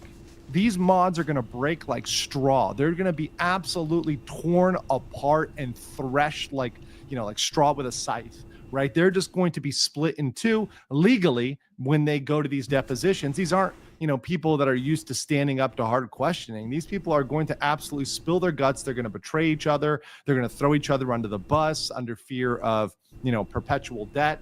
And these things are all going to come out. So earlier when I said, hey, you guys should settle, and I gave that genuine advice, I said, hey, turn on the mods, give them up, whatever. That's not enough anymore. That's not enough. Ethan knows he's going to get that stuff at this point. You waited too long. Sorry, you waited too long. So now you've got to give more. But I have an idea. Don't worry. I have an idea that I think I'm actually not think. I'm going to give a guarantee. If we make these things happen, I can guarantee Ethan Klein will entertain the settlement offer. This will be something he will take extremely seriously, okay? Because these are extremely creative, and these are a win for everybody. Hold up. You guys ready for this? This is going to break the internet, okay? This is going to break the internet. Okay. We know Creator Clash failed. We know little iDubbbz over here and what went wrong with that. Obviously, this did not go so well. And a lot of people backed out. Absolute disaster. I'm still waiting to see if iDubbbz is going to need a family law lawyer anytime soon, because that's going to be a heck of a messy divorce if it happens. But that said, he's really in on the lore. He really knows what's up. There's now a gap in the market. There's now an event that was supposed to happen that's not happening anymore, and that could happen. And once again, celebrity boxing. And this thing is actually really big for legal settlements. Adrian Peterson, this is Adrian Peterson, famous running back, and he actually entered into a legal settlement. So he settled a case by going into and agreeing to a celebrity boxing match. This is something I have seen with high net worth individuals that are in a tight spot, and they agree to a celebrity boxing match and they get out of the situation. This is something that is not novel. It's not new. It's actually been done over and over again. And this could be something that, once again, think about that. Ethan Klein's creator settlement crash, or copyright. Actually, let's call it copyright crash, right? Let him run it. Let him get the profits off of it, right? So he's able to get the profits off of this, copyright clash event. It's going to be a huge thing, right? Now, who's going to be in it? Well, I've got two different options for you, and I think this is going in such this is way in left field now. I'm trying to understand what he's talking about. These are spicy options, Frogan, and I think if you're able to get them, you're going to be off the hook. And heck, if you, Denims, and Caseytron work together, maybe all three of you guys are ring girls, and I'm not saying inappropriately. I mean, you can keep it appropriate, but whatever, work together, you could get off the hook. Here's my ideas. Okay. My first idea is, okay, look, you can box yourself, because obviously some people might think there's religious restrictions, but this is Tina Rahimi. She competed in the Australian Commonwealth Games, 2022 Commonwealth Games, right? So Frogan is able to box if she wants to. Who thought there were religious restrictions? This is such a weird this is what he wants. I think Ethan needs to hear about this angle. This is a good settlement offer. Just literally copy and paste from the transcript to this settlement offer and send it Ethan's way. There's precedent, right? There's no religious kind of exemption for that. So why not box Gila? There you go. You've got the ability to box Gila. That would be one, right? One-on-one, there you go. Now, some people might have a concern here because there might be a difference in height and weight class and et cetera, reach. So it might seem kind of unbalanced. So that's my option number one. And I think that'd be very interesting, especially if you also have matches for Denims. You also have matches for Caseytron, right? You have them box people that they are ideological opponents or whatever else. No. Frogan isn't Froggy Fresh. Frogan is Funky Frog Bait, right? She is a boxer. Wait. Right? Right? That would be great. I think Ethan would love that. But I've got a better one. That would make the internet. It would sell it. Ethan would make bank. He'd be lying like Scrooge McDuck in a tub of gold. And this would just be the internet thing for the entire year. I mean, this would be it. Obviously, you got to talk to the prophet, but I think we can get him to do it. Yes, that's right. Sam Hyde. And of course, the great Hassan Piker. If we can make this happen, I think all of the cases get settled.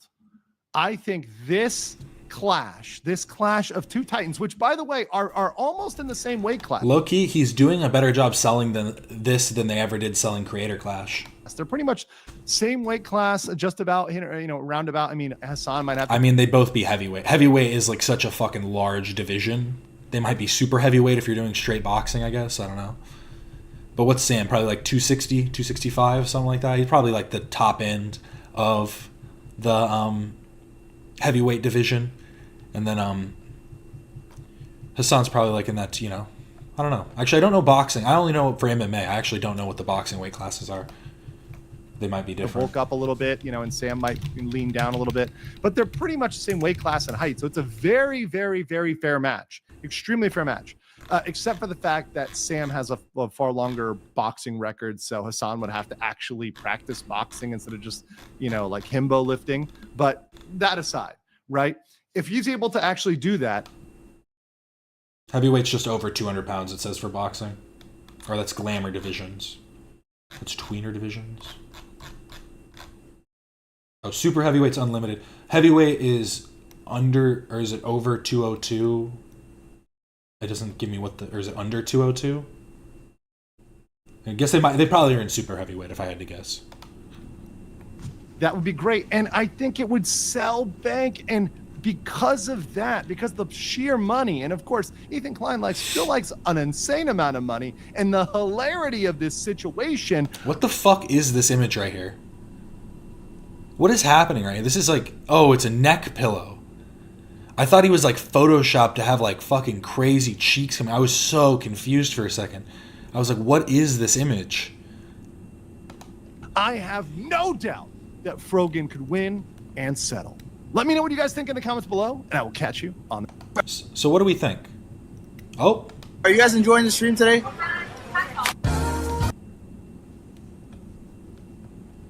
Had to throw it in there. That's a good one, Legal Mindset. Has there been any new updates? That was a couple days ago. So the last one he did before that was I don't think we watched this on stream, but it's cool. It's just about Frogan. Good afternoon. Welcome in, Clay. Welcome to the channel. I'm gonna give myself a little shout out. I don't have a whole lot to talk about now. Oh no. Is there anything anybody requests? What are they? What are some things I haven't talked about yet that I'm missing out on? But first things first, something you're missing out on. Etching. My new video that just dropped. Ooh. Richard, damn it. Pull. Oh my God. Load correctly. I'm really proud of this little intro I did.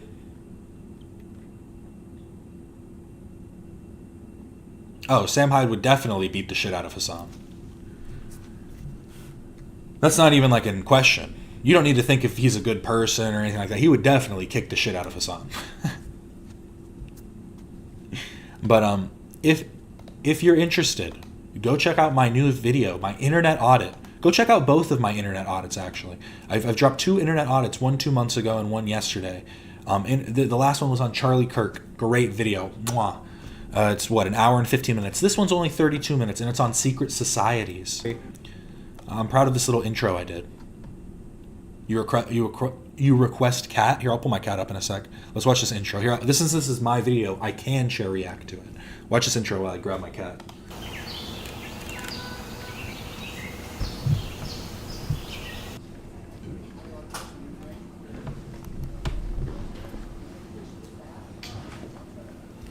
You've got mail.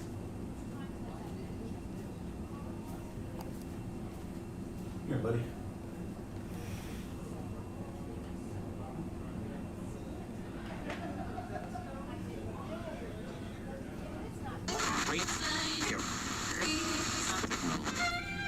No, I'm not a writer. Okay.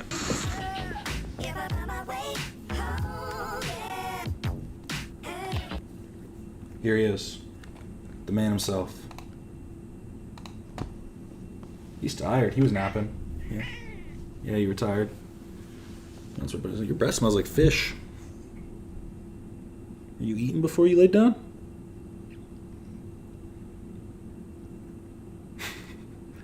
What do you got to say? Come on. That's it? Really? Oh, okay. I'm gonna go lay him back down. He's tired.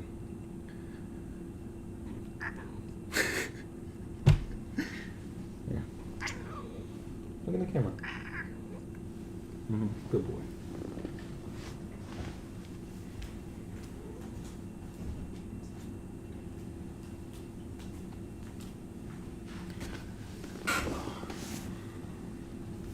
Yeah, he's just a tired little baby.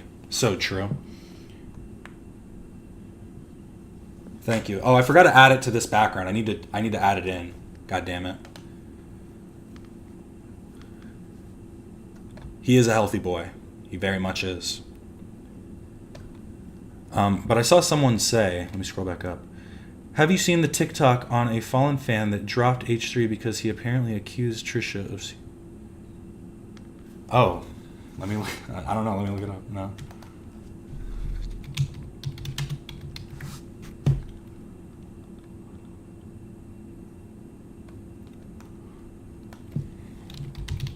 Can you maybe give me the title of the subreddit post if you have it?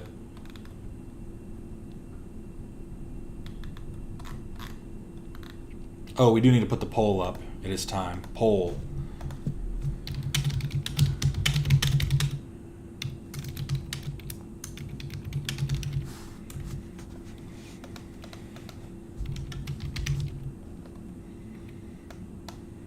Five minutes. 10 minutes. I'm never putting on time again. 30 minutes.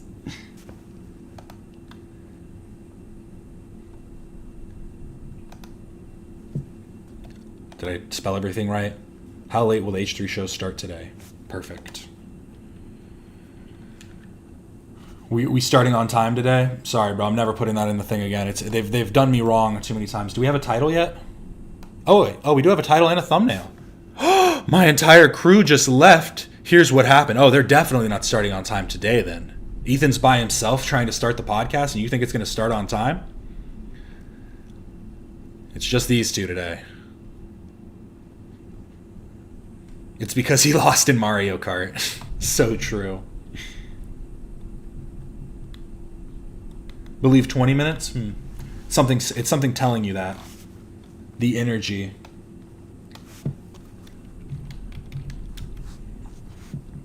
Here, I'm trying to...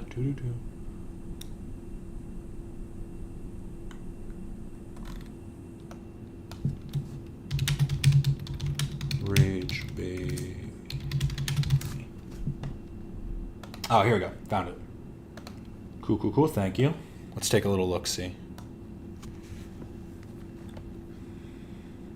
A second ago, it was my crew humbled me. That's great. They just got to, they got to make sure it's fresh. Keep it updated.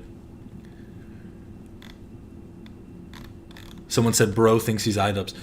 Once again, I have pooped myself. Does Ethan have any tips on how to prevent this? Anybody got tips for Uni the Clown? But this is, someone posted this saying, TikTok is literally rage baiting me. Do yourself a favor and stop watching H3 now. And the person who posted this on Reddit said, whenever I see people bashing H3 on TikTok, I always press not interested because it's just riddled with mindless slop from fallen fans. Anyone else so fucking tired of this bullshit? These people don't even want to try to see the other side of something. Sad.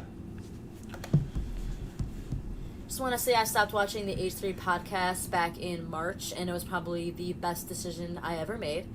Ethan and Hila Klein are probably the two most toxic people I've ever seen on YouTube. We'll say that because I've seen more toxic people other places. Definitely the most toxic people I've seen on YouTube in a long time. And I was just tired of them blaming everybody else and never taking accountability. And the last straw for me was when they wanted Trisha to apologize for CPS getting called on them, which had absolutely nothing to do with her. Was that even a thing? Maybe I'm just misremembering, but I don't remember that at all. Sorry, I sneezed really hard just then. TikTok is just full of brain rot. We've shout out to Alex the Fiction. Everybody go check out here. Let me pull it up on the other monitor so it doesn't get screwed. TikTok.com. TikTok.com. Alex the Fiction. There he is. I'm doing the shout out me, a little inside scoop. I'm doing the edits for these posts, and Alex is the one who's been doing like the replies and stuff to all the comments. But anytime we post the many good deeds of Ethan Klein,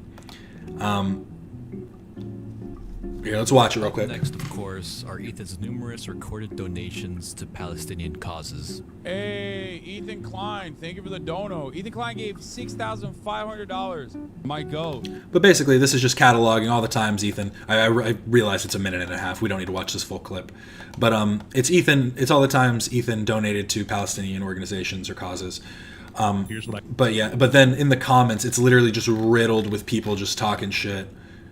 Yeah, he can throw money at it so that he clouds the water, but his hate speech and legal attacks against multiple pro-Palestine creators means more than the multimillionaire throwing what's basically pennies for him at the problem. He deserves nothing. It's so weird.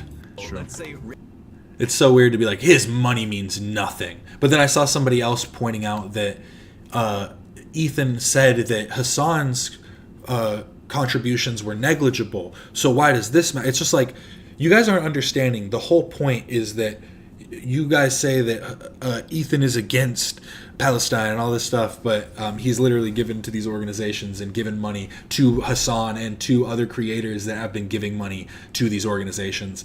But again, it just all goes right over their head, I suppose.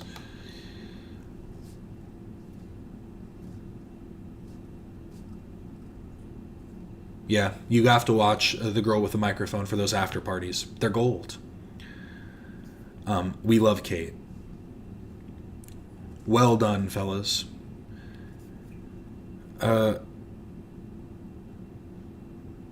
Guamily.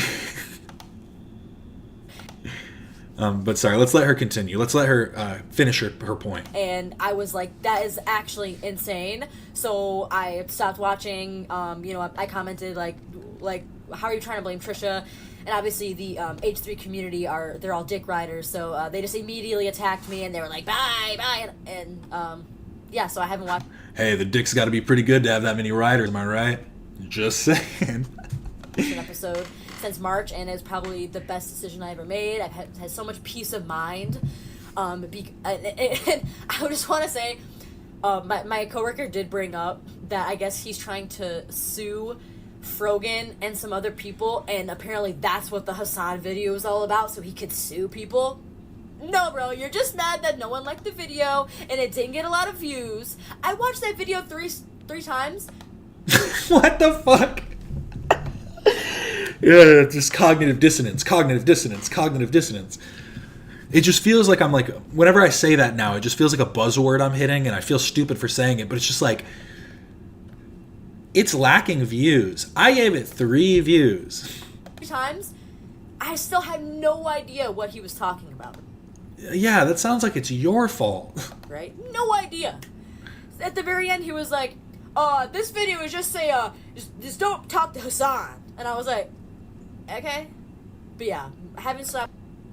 Yes, you make sure you don't talk to Hassan. I'm sure you were about to.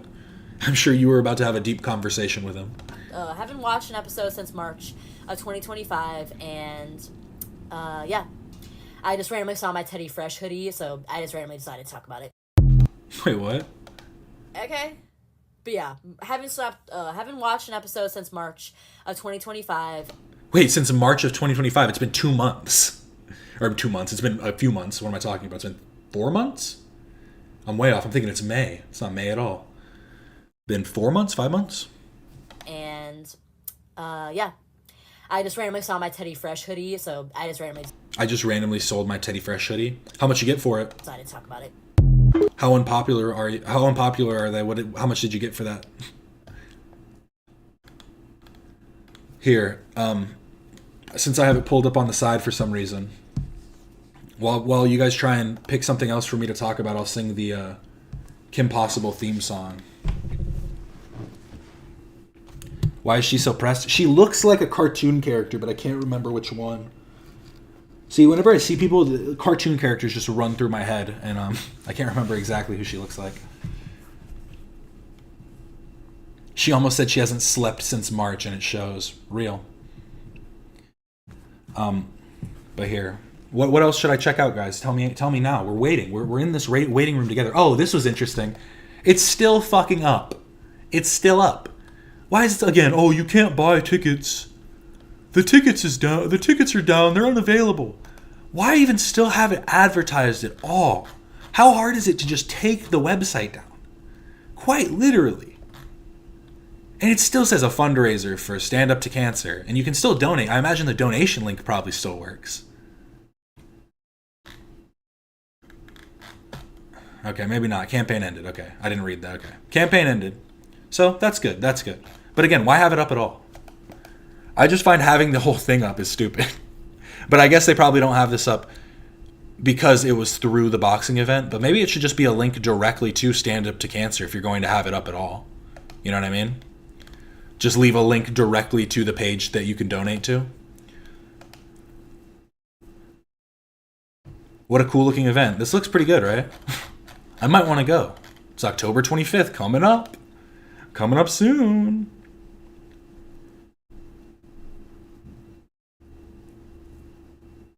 Yeah, you can't even donate anywhere. It's all just ghost accounts.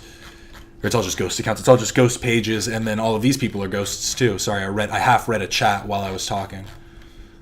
But the transparency page is up, and that's what's really important. They needed to add one. Why we canceled the event.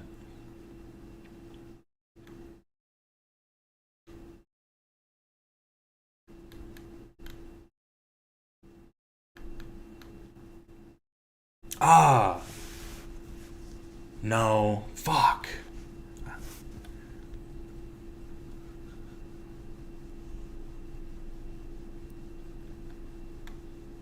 They probably don't want Love buying the domain. So true. Ooh, have we gotten any update on the George Giantis website? George Giantis.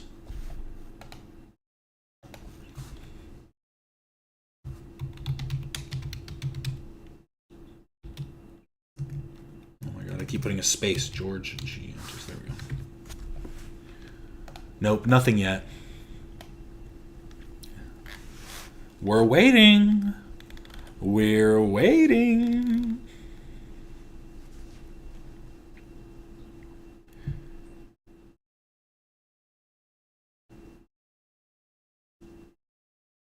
I think she is doing a play right now and is busy. Who is doing a play right now? The human STD. There he is. George Giantis, L, bad. So true. George Giardius. I call him George Giantitis because it makes the most sense. I did add my own link here, so I better get it better show up. I know it's anonymous, but I want to see it on this page.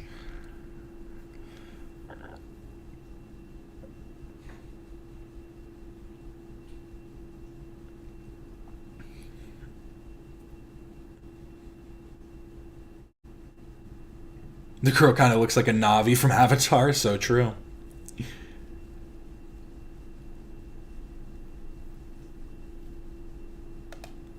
George Janitis, I think. Yeah, it's George Janitis, I think is how you actually say it. I also like that he flip-flops all the time between it being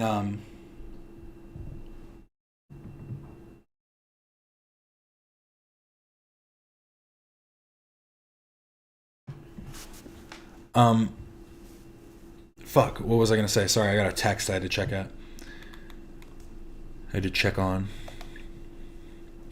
It's just got me all... Do we need the Kim Possible theme? Is that what's happening?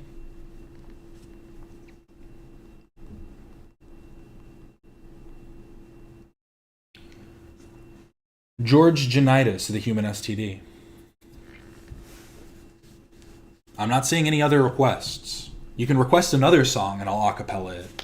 I just have the Kim Possible lyrics up because I was trying to remember them. No one's saying no. Okay. Are we losing viewers? Are we dropping in viewers? Surprisingly, no. Let's see if this raises the viewers. Ooh, yeah. I'm your basic average girl, and I'm here to save the world. You can't stop me because I'm Kim Possible.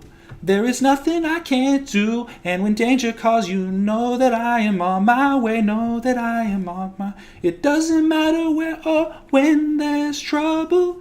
If you just call my name, Kim Possible. Call me, beat me, if you want to reach me, when you want to page me, it's okay. I'm going to end up messing up the lyrics, but there we go. Oh, do you think there are lyrics for that?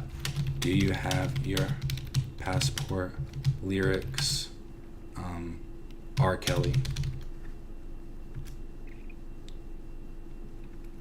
Someone in my comments forced my hand to change the title of my Papa Gut video. Here, let me check it out. What did you change it to? Alex the Fiction.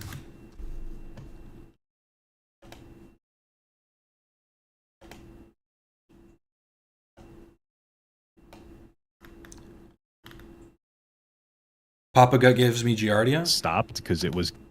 Isn't that what it already was? Stopped because it was... Oh, there are genius lyrics here. I pulled it up. Oh, there are.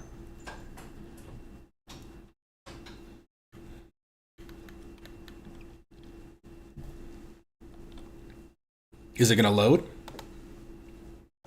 It might not have loaded yet. Well, while we wait for this to load and the podcast to start. Let's settle down for a second so I can talk to y'all for a second. I got a problem. The day before I got on the plane to come out here, me and my girl broke up. Yeah, we broke up. And it was over something really, really silly. Something we shouldn't have broken up over, but it is what it is. We broke up and Here I am in Ethiopia tonight. Question, is there anybody out there single that broke up with their man and they're looking for somebody else right now? You gotta be single, you gotta be single. Single ladies, put your hands in the air right now so I can see you. It's so many, I'm confused. Single ladies. Now, I would like to get to know you and talk to you and have a drink. This goes on for so long. I talk to you and have a drink or something, and we can just have something to eat and just. But at the end of the conversation, I'm going to want to come back to America. I'm going to want you to come back to America with me. I know I am. So you got to be willing to split the difference. Come to America and see me. I come out here and see you in Ethiopia, but it's so hard to get back and forth. That's the problem. How am I going to get you from Ethiopia to America? Let me think. I got you. Literally, most of the lyrics on this page are the introduction. It's the same lyrics over and over again for the song. Do you have your passport? Did you get your shots? Girl, would you like to come back with Rob to America? America. Do you have your passports? Did you get your shots? Girl, would you like to come back with Rob to America? America the beautiful.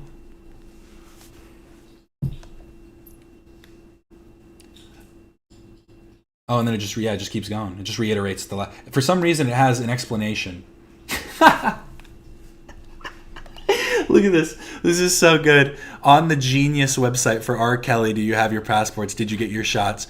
If you click the lyrics for Do You Want Your Passports, he is grooming Ethiopian children with 7 likes. It's fucking insane. Oh god, that's crazy.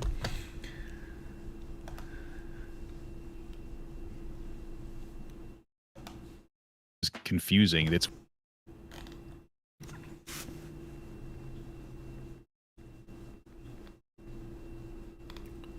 What did you change it to? Oh, the unboxing video. Sorry, I thought you meant the thing. Papa Gut didn't send me 2 human skulls. Hey. I'm so excited. I can hardly wait. Here, we're going to watch this real quick. Let's siphon Alex's views. Go check out this video and make sure you like and subscribe. Papa Gut, I'm currently running my facial recognition software, then sending everything to Dean Withers so he can call CPS. He'll know what to do about this. So true. What is up, everybody? Alex the Fiction here, and today we have a very special video. I just received a package from Papa Gut, and we're going to open it and see what's inside. I'm so excited. I can hardly wait. Choco, are you excited? No. Why not, Choco? Huh? Are you not excited for the gift? Alrighty, we're going to open it. See what's inside. Let's take a look. Opening the Papa Gut box.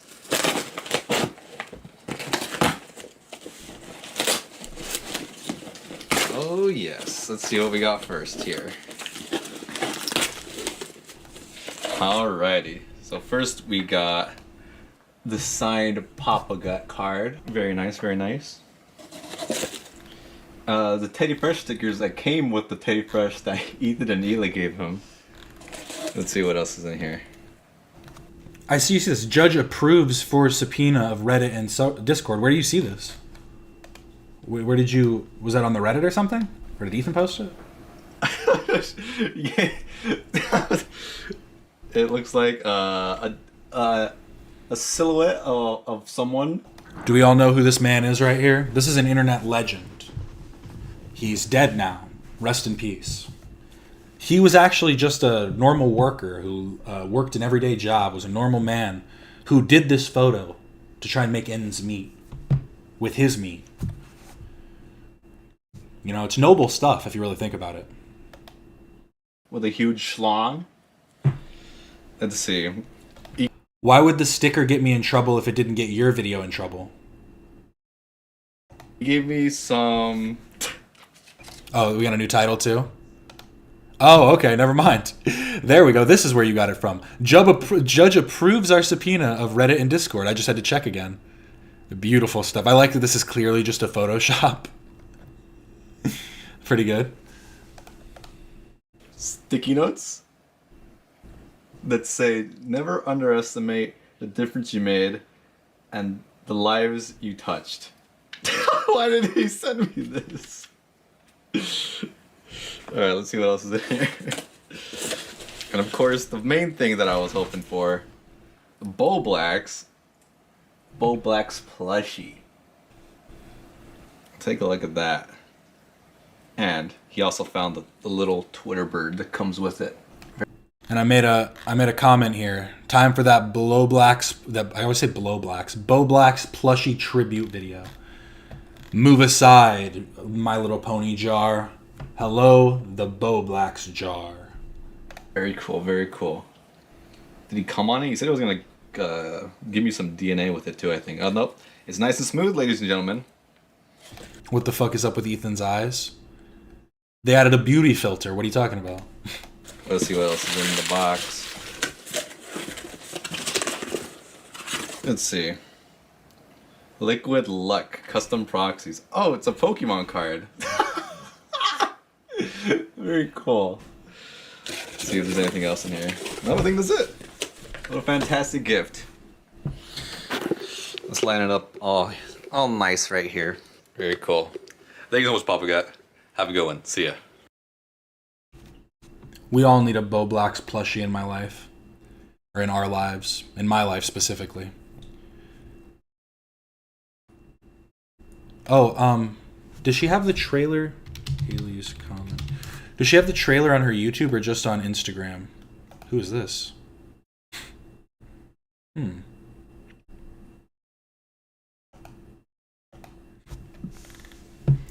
Nah, here, I'll pull it up on, do.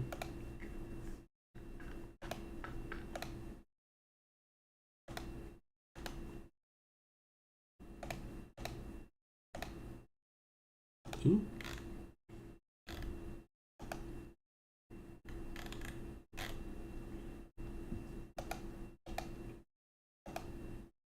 Okay.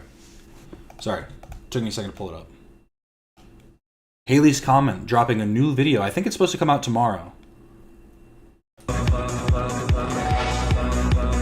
love.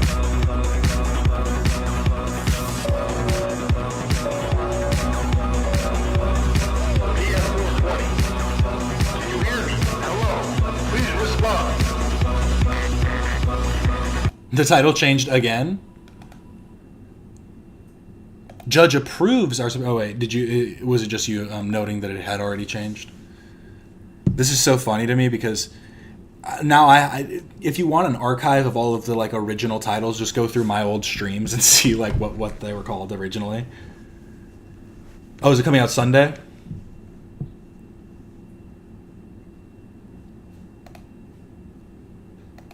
I must have gotten the date wrong. My apologies. It's coming soon.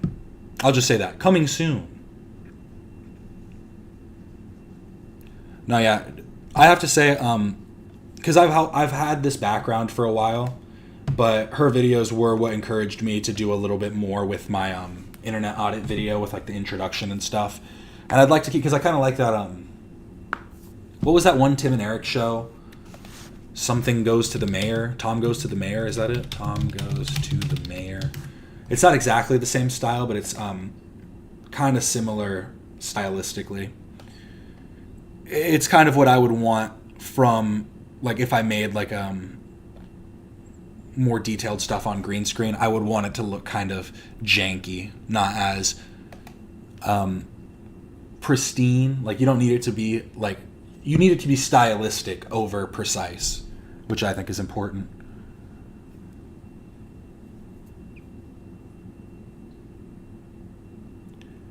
We need new H3 cards. Ooh, that's true. When was the original H3 card drop? That's interesting. Because how many years has it been?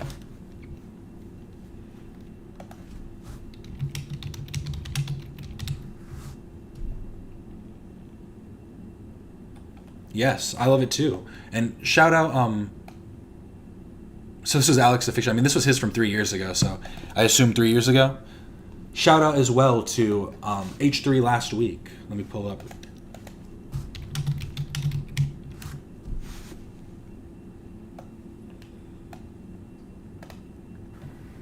Hello! You got 10 hours, 47 minutes, and 28 seconds of new segments, a scorn Steiny, and questionable science experiments. I'm Madman, and this is H3 Last Week.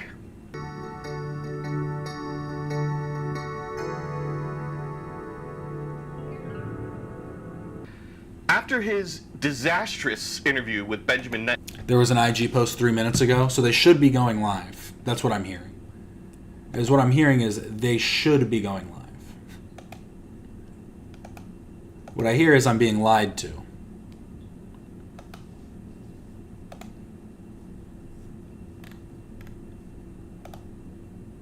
Oh? Ethan has skulls on his shirt? Did he send the skulls to himself? What? What?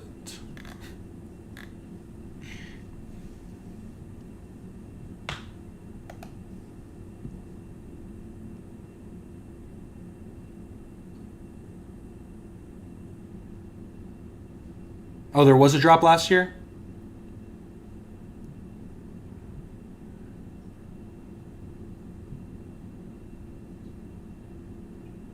Yeah, the James every time I say hello, I hear it in myself now because I always go, hello.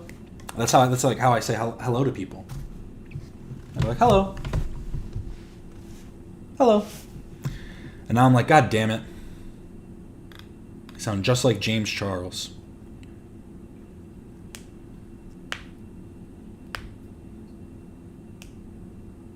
There's no such thing as a coincidence. So true. Oh, the trading card guy just does rappers now. Became a hype beast.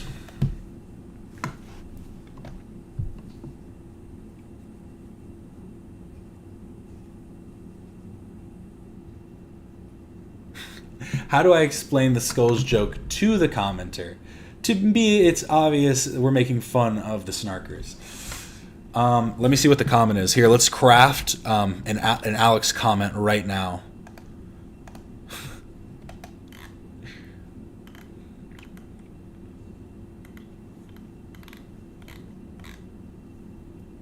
Why are you making jokes about the skull thing in the video title? Comes off as very snark-brained. It wasn't a segment or a bit or something. We got to expect better from each other than to make jokes out of the event. I mean, I guess the question is like, how soon is too soon? I wouldn't joke about it to Ethan. I don't know how I'd respond to this. I got to be honest. I see it as you as click farming the shock value of Ethan's family being threatened in order to get more engagement on the video. Making fun of the snarkers in the video is one thing, but it's just in the title about face. What's the punchline exactly? I can understand if you didn't mean any harm, but I mean they just seem to be a little bit I changed the title just for you. Didn't send me 2 human skulls. I mean, it's just like, yeah. We're live? Okay. Thank you so much for watching. I really do appreciate it. We were 5 minutes. Anybody who said 5 minutes was wrong too, because we were almost on time. But remember to like and subscribe if you haven't already. I will be here every Monday, Wednesday, and Friday for an unofficial H3 waiting room. I really don't know what you should say, Alex. It's kind of just, you got to let people say what they're going to say. I really do appreciate it. Thank you so much for watching. This is Captain Quasar signing off.